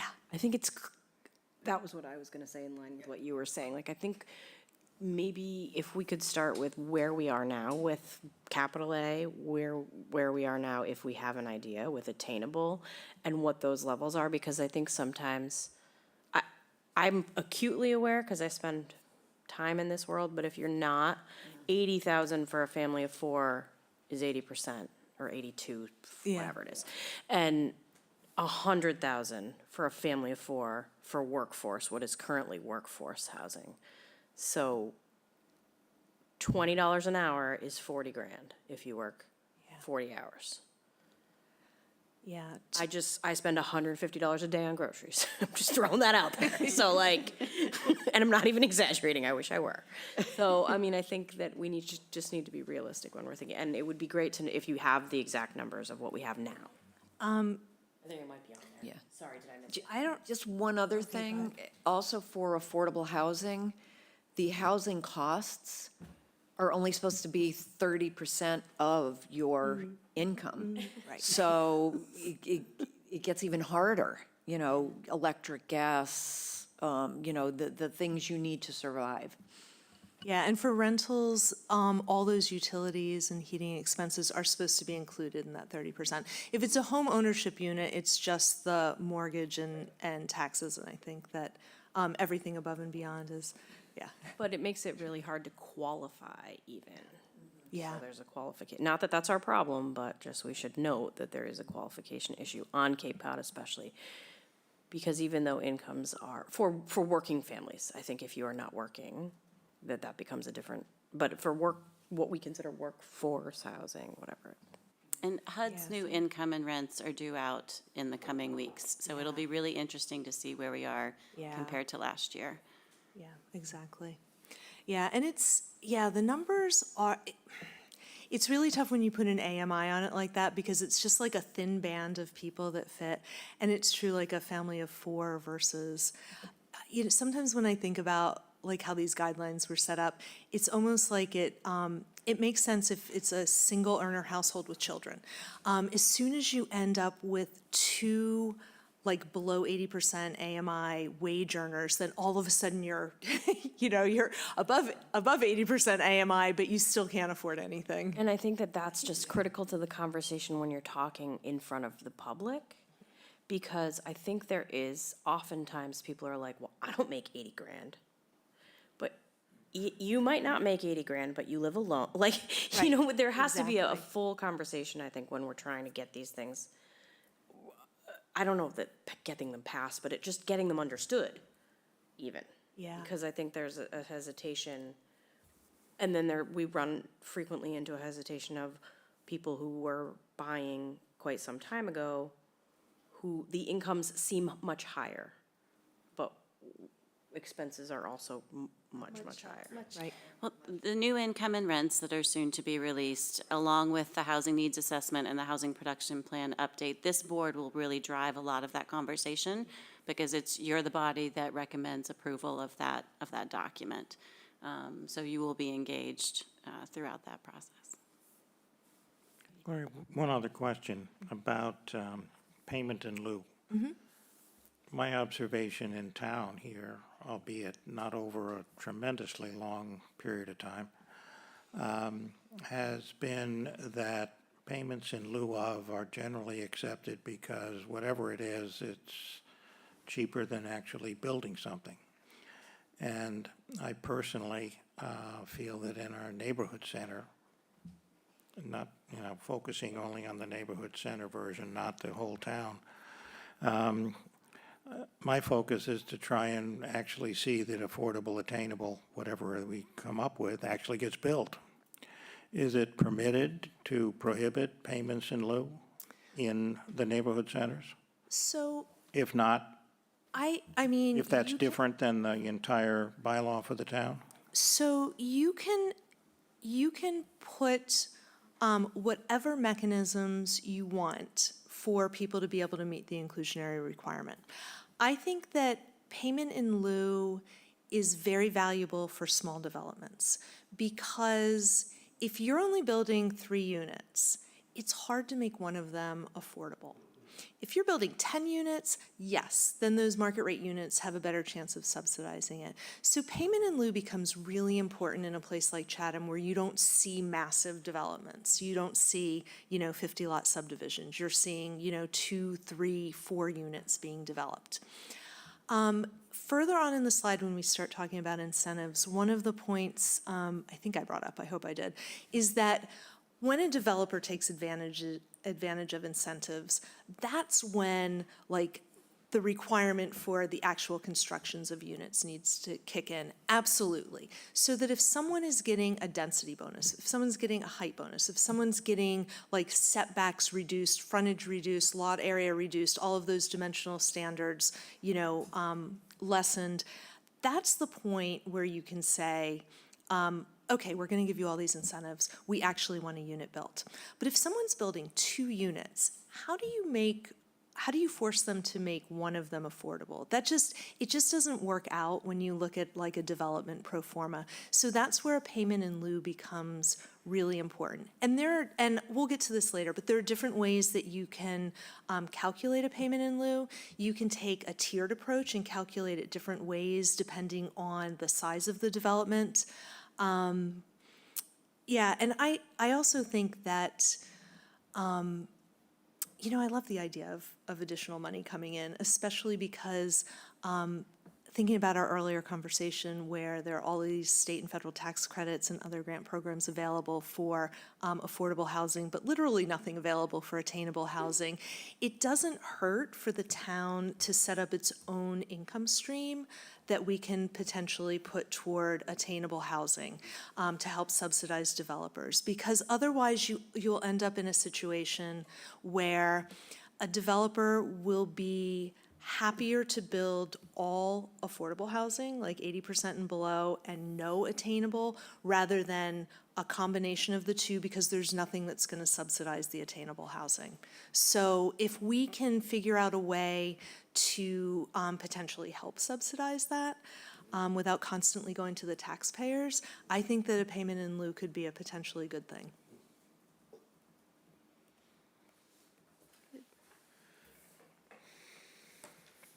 Any other comments or questions?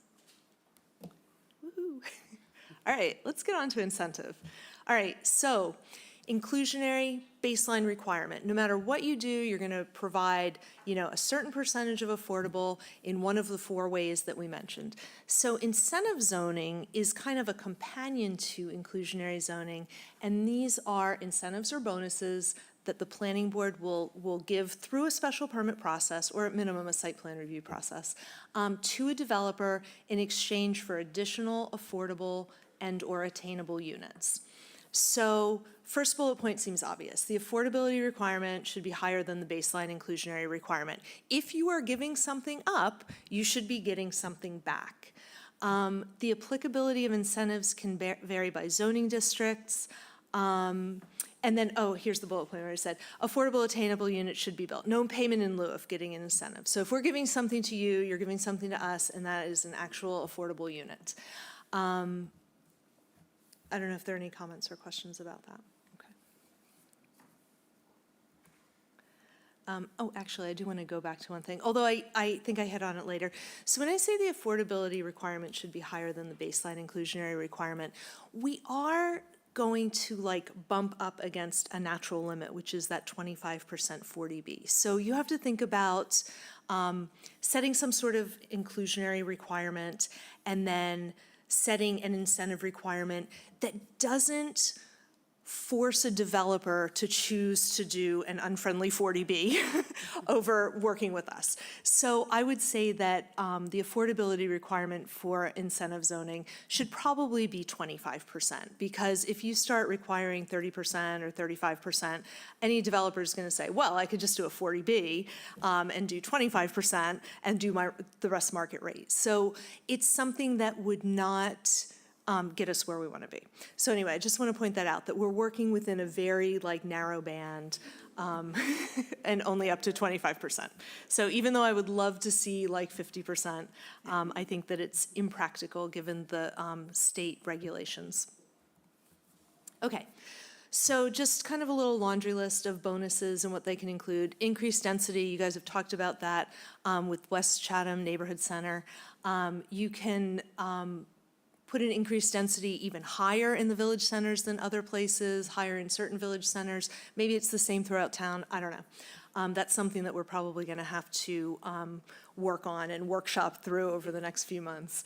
Increased height, relaxed dimensional standards, and that can even include lot size, frontage, setbacks, although setbacks are tricky because you don't wanna reduce the possibility of buffering, especially if you're in the middle of a single-family residential zone. Relaxed parking requirements, increased number of principal structures allowed per lot, building permits fees waived, and I'd be happy to entertain any other ideas that you guys can think of for incentives. And those are my incentive slides. Charlene had Just on the building permit fees waived, that would have to be a general bylaw though, right? You can't do that under zoning. Correct.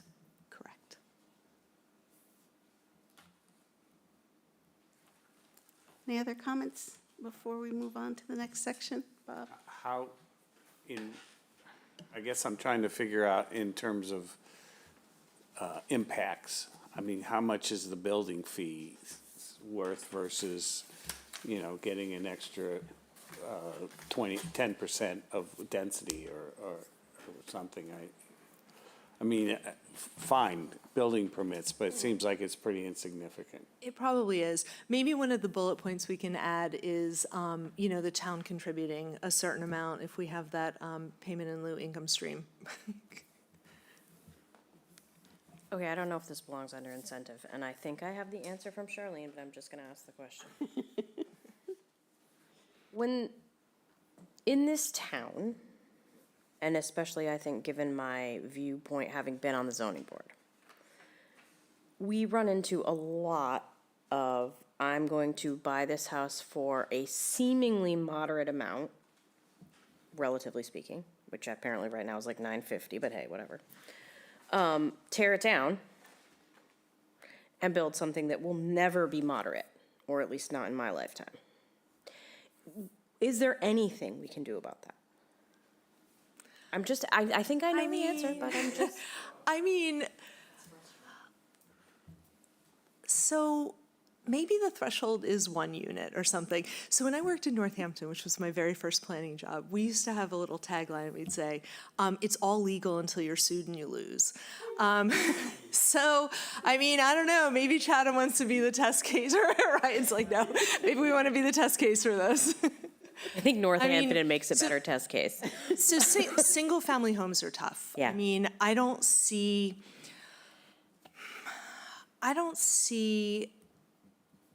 you know, a 100% legally defensible way that we can capture those, you know, under an inclusionary or And I incentive totally bylaw. understand that. And as a person with a single-family home who, I mean, I'm not in this position now, but potentially could be in the position to tear it down and build something fabulous, I wouldn't want that to happen. My concern with it in this town is that it's not a single-family home that's getting occupied even.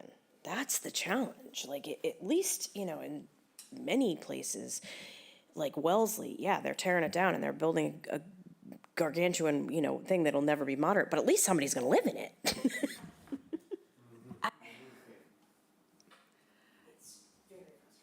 Yeah, I don't know. Maybe we can think about doing, so whenever you talk about a single-family home, the best way that you can add a dwelling unit is obviously through an accessory dwelling unit. Maybe there's a way of This is why I thought about it in incentive, incentivizing exactly. ADUs, or maybe even, I don't know the legality, and I'm just like, honestly, I'm just spitballing right now. Maybe there's something where if you increase the gross floor area by something like 400%, then maybe some sort of requirement kicks in where, I don't know, there's something, I don't know, let me think about that more and see if there's something we can do. But my instinct is that we don't really have any kind of mechanism that would be legal in the state of Massachusetts to address, you know, renovations and reconstructions of single-family homes. And that makes sense to me. Maybe there's a way to incentivize people as we're working through this, where we can pair up some of that seasonal, you know, because the concern I've heard from some friends that I have who have done this is that they don't want to build an ADU and get stuck with a tenant. Yeah. They don't want a tenant to move in that they can then never evict and that is not a good tenant for some reason or another. Maybe there's a way to work through seasonal workforce housing so that you have, because they're not necessarily, at least the people that I've spoken to, and again, I'm not everyone, but they're not opposed to having a unit that is rentable on their space that they're only in 3 weeks a year, over a garage or wherever. They're just concerned, very much concerned about that situation that we read about. I mean, Massachusetts is a tenant's right state. It's really hard to evict tenants. I don't know. I think that Nantucket actually has a program where they can actually divide the lot and peel off Or maybe there's an ADU and ADU make it a situation where you separate can- lot. Or maybe there's an ADU situation where you're renting to a business. So like if you're renting to a business who's then, Like the seasonal housing Yeah, option. because Maybe then- that's a way to, because then the tenant is the business and it's much easier to. They'll That's a really behave better. interesting idea, Or the yeah. eviction becomes the business's responsibility, not, right. I don't know, just a Well, and it's seasonal, you know, so then you don't have to worry about that, you know, year-round lease. I don't know, it's an interesting idea. Our ADUs are year-round. That's why I say we have to rethink, and maybe it's not an ADU. Yeah, It's it not would be called an something ADU, it's different. something else. Right. So we looked for a while at restricting the size of houses. It's certainly something that was done in Truro, and the answer, I think, is you can build a 3,500 square foot house. Anything above that, you start contributing to this fund. I think that's where it might get squirrely, you called it? Yeah. I know under Mass General Law, Chapter 40A, Section 3, you cannot restrict anything dimensionally really of a single-family home, except by way of setbacks, lot coverage, things like that. They did it in Truro. Well, you can do floor area ratio, can't didn't? you? For additions, you can, if you're doing an addition to an already existing structure, there are, I forget the term, there are limitations put on how much more you can add to it. But for new construction, I'm So- mistaken, because they presented to us their bylaw that restricts the size of the house. So Provincetown does that through our scale bylaw. So it scale bylaw, that's yeah. what I was thinking. So it takes the neighborhood scale, which is like a volume calculation, into account. And it does apply to new construction too. And you can get a scale waiver by special permit through the ZBA. But it does limit the size of construction and the size of additions. But But the squirrely part would be saying, we can put incentives on that? Is that what we're saying? It's too bad, because that would, I mean, I'm too practical. I'll look into it. I appreciate the discussion and the ideas. We'll see what we can come up with. Just because we can, I mean, much to Art, I think it was Art, it might have been, I don't know, but there's only so much land left in this town. I mean, legitimately. So affecting this in any major way requires thinking outside of the box. Thinking out what? Outside. Outside the box. Yeah. Yeah. Yeah, I mean, I think that there are other things that can be done taking a really broad view. So the idea of increased number of principal structures allowed per lot, which is one of the bullet points, like that could be its own separate section under the zoning bylaw. Like you can just allow more principal structures. You can allow the conversion of single-family homes to duplexes by right. We did that. I was on the planning board in Leverett 20 years ago. That didn't pass here.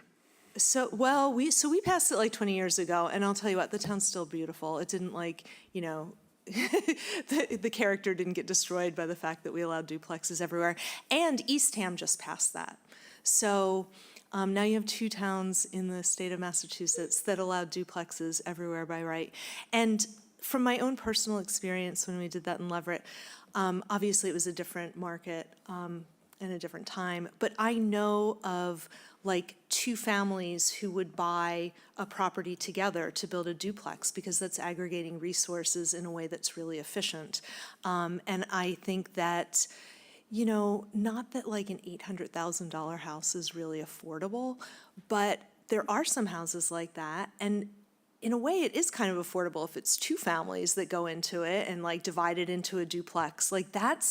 Then you're starting to get into the realm of possibility, not for a lot of people, but it's another tool that could potentially increase the housing supply. And that wouldn't be part of an inclusionary and incentive zoning bylaw.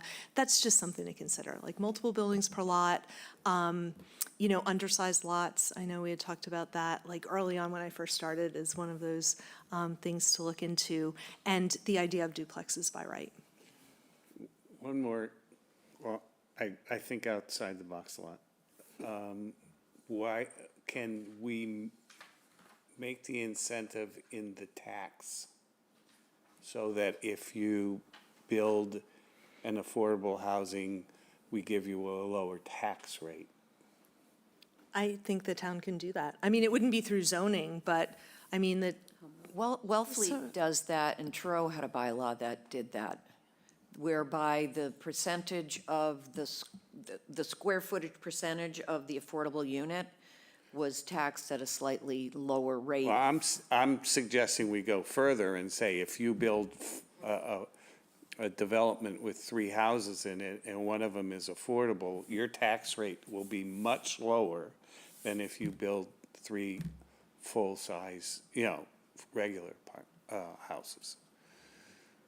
I love it. We already have super low taxes. Well, we have a super low tax rate, but assessments are really high. I mean, the whole tax rate thing is like Yeah, a shell game. that's It is, Right? it's Like the hilarious. town needs to raise and appropriate as much money as it needs to. And if your values are low, your tax rate's gonna go higher. If your values are high, then your tax rate's low. It's, yeah.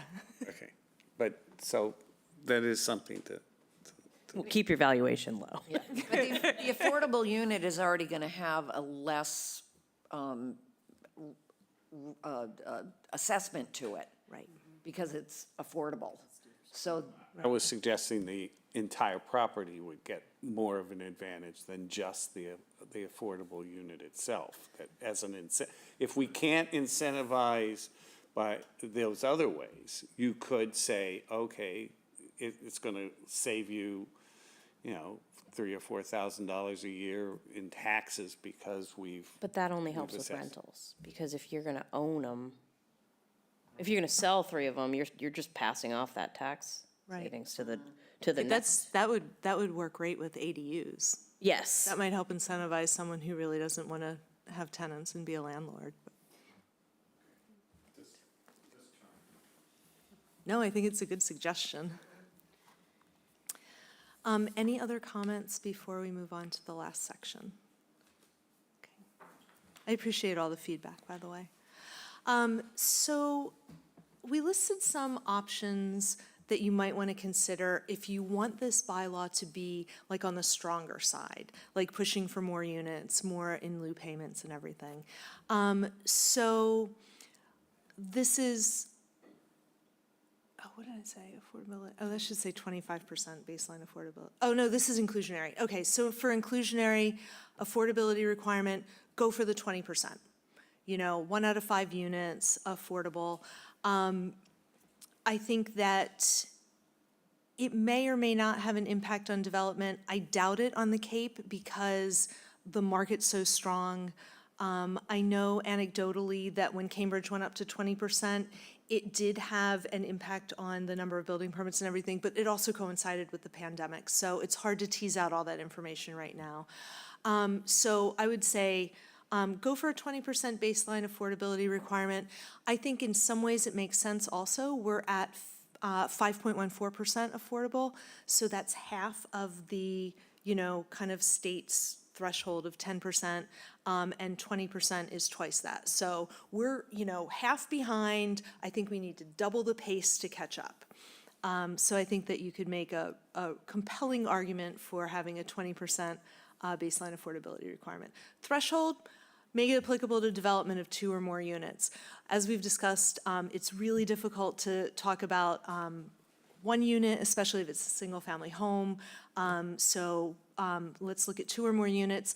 What about have it applicable to the addition of 1 unit when it's within a multi-unit development? So say you have a duplex and you want to add another unit to that to make a triplex, maybe the threshold kicks in with that. Not saying that that 3rd unit would have to be the affordable unit, but that's a really great place to have a little, like payment in lieu light, I would call it, for one developed unit. You can have it applicable to the creation or renovation of commercial space to address the housing needs of the seasonal workforce or just the regular workforce. And applicable to the creation of any healthcare-related development with independent living units. So if we're creating independent living units, those get treated exactly the same way as any kind of single-family units. I think that's actually really important, especially if they're building enough that would hit the threshold for actual construction of affordable units as opposed to payment in lieu, so that we can guarantee that some of those independent living units are actually affordable. We are an aging population, Ryan, so. a question. In our draft bylaw for West Chatham Neighborhood Center, did we have as a permitted use assisted living facilities? No, I don't believe so. Or was it prohibited? It was prohibited, as I recall, yeah. So this is, I'm not saying assisted living, I'm saying independent living units. So it wouldn't be a, like a, 55-plus housing community? it could, it can be affiliated with like a healthcare center, but it's not assisted living. They're like the so a lot of the, maybe not as much on the Cape because we don't have as much development, but a lot of healthcare systems are doing that kind of like aging in place kind of thing where you like you move into the independent living units, and then when you can't live there anymore, you move into the assisted living units. So your community and your area is the same, but you're kind of stepping your way up. So this would be if there are independent living units created. There's not enough space in this town. You're talking about places that have space. Chatham has no space. Do you know what's really funny? Like, you guys say that all the time. I drive through Chatham from Provincetown, and there's a ton of Talking about land. Provincetown. In Provincetown, you walk into a regular house, which you think's a house, and there's 7 units in there, Yeah, okay? It doesn't work here. on small It doesn't lots. work here because nobody's gonna want it to work here, all right? But when you have 2 acres or 1 acre, so 1 acre can easily hold 2 dwelling units as opposed to 1. Not in Chatham, Why not? because you can't put, if it's a 1 acre lot, okay? Well, that's what That's she's why you saying. changed the zoning to yeah. I incentivize. understand that, but I don't think that's gonna be that much of a incentive, and I don't think it's gonna work in Chatham. I don't think it's gonna fly. I'm sorry to say that. No, I'm not married to any of this. Like, you can take or leave any of it. I'm just trying to throw out these ideas. And you have to understand that, so things like that are really market-driven, and you don't know what Broadreach might do. Maybe they'll do some sort of analysis of need and determine that they need 5 independent living units or something, and they'll figure out a way to do it. I mean, the sad reality is that they won't they've be able to already find the bought- staff they've already bought to work apartments. there, because they can't afford to live here. You know, Broadreach has already bought apartments to house their I know. help. So, I mean, you know, that's what they do. They buy a motel, convert it, they buy housing, which somebody here already knows about, and they take over. There's, I don't want to get involved in a lot of realities that happen here, but Chatham is a very unique place, and it's driven by economics. Yeah. I'd just like, if I could make a comment too, there's a little bit of history there's a lot of history. But we did have these flexible overlay districts that used to be attached to what are now the neighborhood centers, and were the neighborhood centers before, and which allowed for a specified type of greater density in those flexible overlay districts, which were basically crafted to allow the creation of independent living or congregate housing, whatever you want to call it. Now, in this planning board's process of responding to the 2014 Route 28 visioning study, part of our process was to create idiosyncratic zoning for each neighborhood center. And the board decided, it wasn't all the same board as we have now, but the board decided that the first step to do that was to remove the flexible overlay districts so that we could create underlying zoning, just basic zoning that that basically addressed all the needs of that neighborhood center. But the first step was to remove the overlay districts. Now, the citizens of this town also wanted to remove the overlay districts, but primarily because they didn't want greater density and they didn't want congregate housing. But for both those reasons, those flexible overlay districts were removed. So I They think were what Bob, removed from the whole town. from the whole town, so we don't have that That was a ability. big fight. That was a big fight this board It had. was a big There's fight. still one. So I guess Still what one. all I'm saying is, and I believe what Bob is trying to say, there's some sentiment in this town that we don't want to have that type of development. There has historically been that sentiment. Partially Would you agree because with that? nobody Yeah. nobody that needs affordable housing can live here and vote. Yeah. Yeah. And I'm just stating that that's been the sentiment. I'm not saying that it has to be what happens going forward, but that's been a history, yeah. So all of these are kind of a laundry list of bullet point suggestions. Yeah. You can pick and choose. We can pick some for some areas of town. We can figure out ways of applying it. in kind of a tiered or nuanced way throughout town, or you can not pick that at all. Like, I threw in independent living units. If you don't think it's applicable, we don't have to use it. Who knows what the market's going to demand in 10 years? I don't know. Maybe we'll need a bunch of independent living units in Chatham. And at that point, we can go back and amend the zoning bylaw for Zoning it. height, they might do a lot of things. Change the height. But right now is where we're talking. I mean, if we're gonna get anything done, we have to make it less scary to a town that is clearly not full of people who need this, who are currently voting. And that's just the reality of it. I wish that I could put rosier glasses on it, but that's not how this so we have to look at it logically and be like, here are the least scary pieces that don't look like we're trying to create a Cambridge. I mean, that's the worst reference we can use because that's the city and that'll throw them all into a tizzy. So, or P-Town or any, well, yeah, that's a whole nother ball of wax, but yeah, I mean, I don't want, everyone knows that I would vote it all in, but that's not realistic in this town. I think in the past 3 years, though, we have seen that population that does live here year-round and does vote being impacted. Their services are being impacted by this lack of housing. Like, there are, their ability to have doctor's appointments in a reasonable amount of time in the future, to see a physical therapist, to Get a plumber.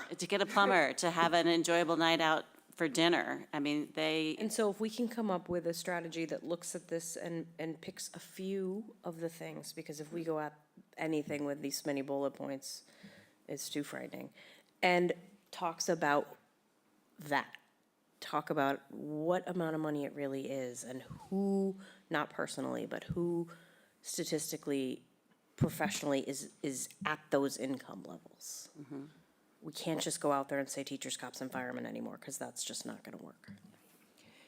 Although it is them. I know, but- And And, I've been in the planning biz now for over 35 years. I was 12 when I was started.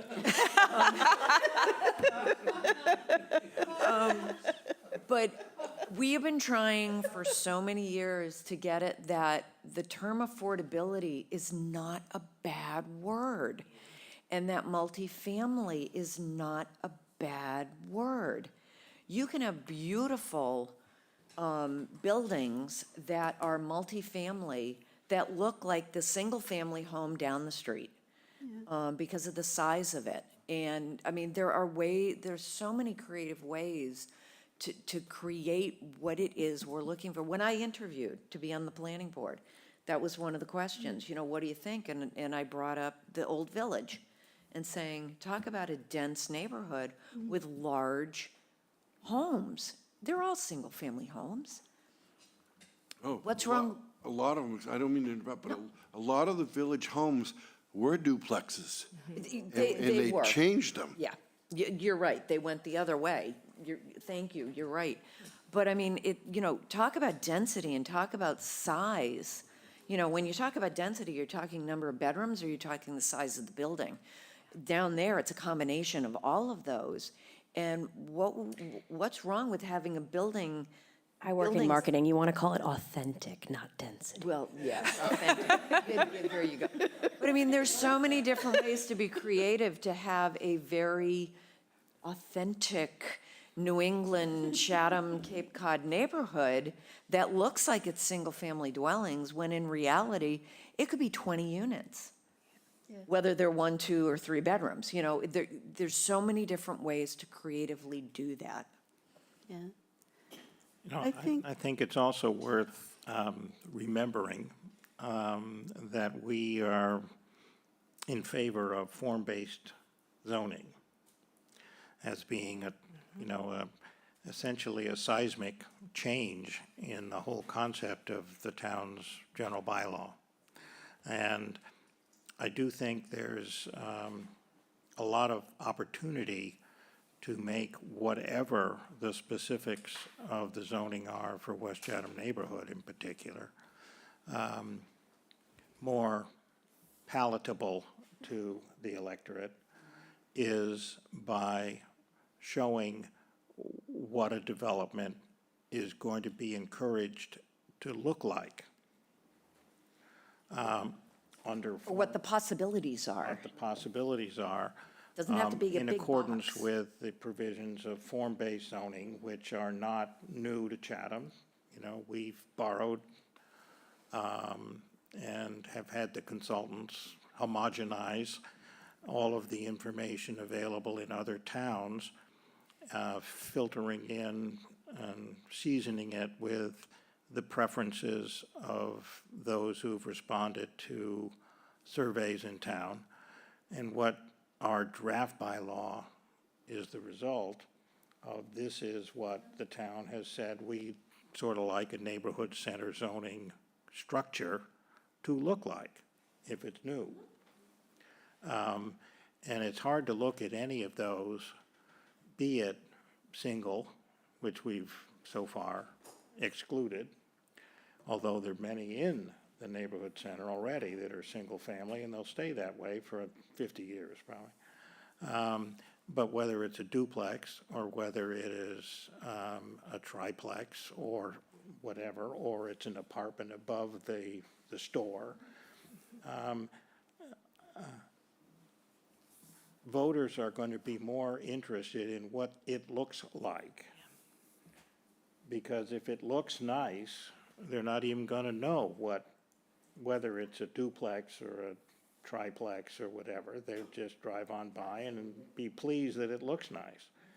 And I think there's a lot to be said for how whatever we come up with is packaged such that people don't all of a sudden have an image in their mind as to what a highly dense neighborhood center full of dormitories and or triplexes looks like, because they'll think of the worst place they've ever seen that has similar housing. It's all in the And assuming marketing. that's what we're talking about.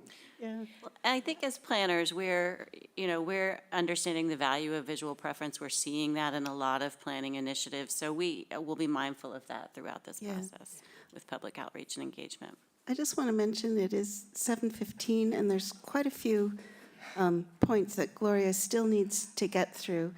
And if you have to go, that's all right. The purpose of this meeting was just to review, to give an overview of what we need to consider when we're going to consider the inclusionary bylaw that Gloria and Ryan are working on. So I think it might be, Gloria, would you like to just proceed and go through the rest of your Yeah, presentation? we'll go or- through it quicker because, no decisions have to be made today. Yeah. This is just putting it all out there for consideration. Yeah. So, okay, so that would be some strong thresholds and affordability requirements. Just a reminder of the ways the requirement can be met, specifically for payment in lieu. You can tie a payment in lieu to the cost to construct an entire unit. So a payment in lieu doesn't have to be like a fraction. If you have a bigger development and someone has the option of doing a payment in lieu, for instance, they're not taking any incentives, you can actually make it the cost of a unit. Or, the second bullet point, tie the payment in lieu to the affordability gap for smaller developments. So if you're only building like 2 or 3, and the affordability requirement is, 20%, then you'd multiply, the number of units times 0.2 times whatever the affordability gap is. And that means the cost of a unit at, say a family of 4 at 80% AMI versus the market rate unit that's projected. So whatever that gap is, not the whole cost of the unit, just the difference, is a way of kind of moderating that so that it's feasible for smaller developments. Okay, moving on to incentives. So we talked about this already, that 25% is a good top number for an affordability requirement if someone's getting incentives because you don't want to push someone into 40B. Incentives are only applicable if affordable attainable units are actually constructed on-site. I think that a lot of people like the idea of them being integrated into the development. But, can you consider some off-site units? It's hard to, I would never close one door or another only because every development project is different. You never know what circumstances are going to be. You can have a strong preference for on-site, and there might be like the perfect instance where off-site, is appropriate. Density bonus, so there's a couple different ways of going about doing this. You can pick like a flat number. You can just say, you can have a density bonus 2.5, 3 times what zoning allows. Like that's gonna be the maximum that you can do. Or you can do kind of like it's almost like a rolling one. So if you have a minimum affordability requirement and someone says, all right, I'm gonna build 2 more affordable units, then you can say, okay, you can build those 2 affordable units, and in exchange, you can build 2 more market rate units, that kind of thing. So you can have that kind of like building way of doing it, which can have almost like a mirror effect where you can actually build up the number fairly high. It gives the planning board a lot of flexibility. In my opinion, it's a harder sell at town meeting. Versus capping, you're never gonna have more than like 3 times. And it doesn't mean that you have to allow 3 times. Like if you do an incentive bylaw that says density bonus up to 3 times what zoning allows, it's still at the discretion of the planning board. It has to make sense on the site. Some sites are shaped in a way that can accommodate more development. Some sites have topography that can accommodate more development. It's really just an upper limit. It's not like a limit that has to be reached every time. Certain waivers that you can give to achieve a density bonus, because that starts to become an issue. So if you start allowing, 2 or 3 times the number of units, then it becomes more difficult to meet like green area space, lot coverage, all sorts of things. So these are some of the waivers that would typically be included in an incentive bylaw as something that the planning board has the discretion to waive. Nobody would ever be able to say, oh, I have the right to have these things waived. It's always going to be at the discretion of the planning board. But dimensional standards, so that's like frontage, setbacks, lot size, development on undersized lots. I mean, to me, that's a really great thing to work into this, because if there are undersized, undevelopable lots in town, that's almost like creating land. Frontage, number of principal structures per lot, parking requirements, I think we mentioned those somewhere else in there. Height bonus is another thing. Very tricky one because, traditionally, Cape Cod buildings are small. So I think that there's the opportunity to potentially get more stories if you differentiate between building height and number of stories as opposed to an arbitrary number of feet.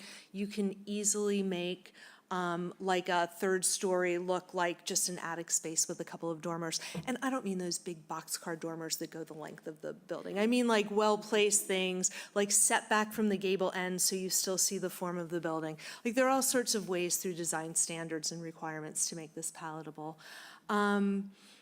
Mediate any height bonus with design standards. Identify areas in town where a height bonus may be appropriate or may not be appropriate. I wrote create a height bonus overlay district. To me, I think that like the density bonus you can apply to either the town as a whole or different zoning districts. I think height is really different because within each zoning district, there may be areas that are more appropriate for height. I was talking with Catherine earlier today, and for instance, not that there's a ton of topography in town, but like, I don't think you'd ever want to give like a height bonus on like, a higher part of town where it's going to look even taller and more imposing. I mean, it makes sense to maybe tuck these things in. And that can be really nuanced. That would be like a really great couple of work sessions with the planning board where we like lay out maps of town and we start looking and saying, oh, this is a place that could handle more height for a variety of reasons, either what's around, what the topography looks like. And then once you start identifying those areas, you can potentially see like an overlay district where it could be. And then seasonal housing, seasonal employee housing as kind of a throwaway slide, because I think that it's a difficult thing to think about when we're already addressing, inclusionary incentive. Maybe this is not the round zoning bylaw amendments where we address seasonal employee housing, but potentially allow seasonal units to be built for commercial projects to meet a portion of the affordability requirements if the inclusionary bylaw is applicable to commercial development or redevelopment. Allow payment in lieu to a seasonal housing fund for commercial projects. Maybe that's, I think we started to kind of nip around the edges of that. So maybe that's a way to kind of capture that. And I think that's it. Great. So a ton of things to think about. We didn't expect any answers. Even the next meeting, I don't think we're expecting any answers. We were talking about like every single one of those bullet points could literally be a work session with the planning board to like go over all the details and figure out, how you want to address it if you want to. I mean, maybe it's not appropriate for the bylaw. But that's the summary. That was a massive amount of work, so thank you. No, it Great was job. That was really brilliant. excellent. Thank you. Really brilliant. So our thanks. We do have West Chatham Neighborhood Center on the agenda. I think we've touched on that a little in our discussion. And as I mentioned, I think our path going forward is we need to continue to move forward on this inclusionary bylaw. And as Gloria said, we probably need to have a number of work sessions to continue. And likely what we'll do is we'll pull relevant aspects of what we consider for the whole town to be applied to West Chatham. And that's our plan going forward, I think in consideration of the hour. However, I'd like to ask if there's any other comments from the public and then move to adjournment, if that's all right with everyone.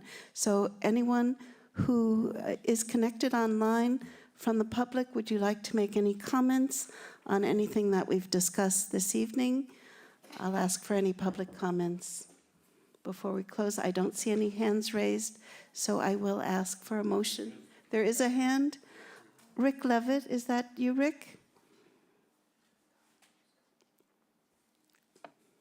Yes, it is. Please go ahead. Catherine, this has been a wonderful session. I've listened to every word of it. Like you, and I imagine anyone else listening to it, it's exciting. I think we can do a fabulous job. It's going to take a lot of work, and I look forward to joining with you and getting that work done. And I want to compliment Gloria for her work tonight. Thank you very much. Thank you, Rick. Thanks, Rick. Anyone else from the public connected remotely? I don't see any hands raised, so then I will ask for a motion to adjourn. Can I ask a quick question before we Yes, adjourn? please. So if I'm asking because zoning probably had a different policy on this, but if we're gonna do a working session, is there any way we can start it like an hour earlier, or is that not a thing here? We can do that, and we have done that. I'm just asking. And I think it's always an issue of scheduling, yeah, Oh, the room probably. the room and other meetings and board member schedules and Just a so on. thought. But yes, we have done that. Just And if we're gonna have an extended working session. yes, and in fact, the board did consider that in general for our long-range planning sessions, that when we can start at 4 o'clock, we would like to do that. So, yes. Great. So now it's time for a motion to adjourn. I move that we adjourn. I second. Bob Wertschafter, We're chapter yes. Art Art Sprue, approve. Warren Chain, Warren Chain, approve. Megan, Megan Story approved. Charlene, Charlene Greenhalgh, approve. Bob Dubus. Bob Dubus, approve. This is Catherine Halpern. I also approve, and let's note the time of adjournment as 7:26. Thank you, everybody, for participating, and please enjoy the rest of the evening.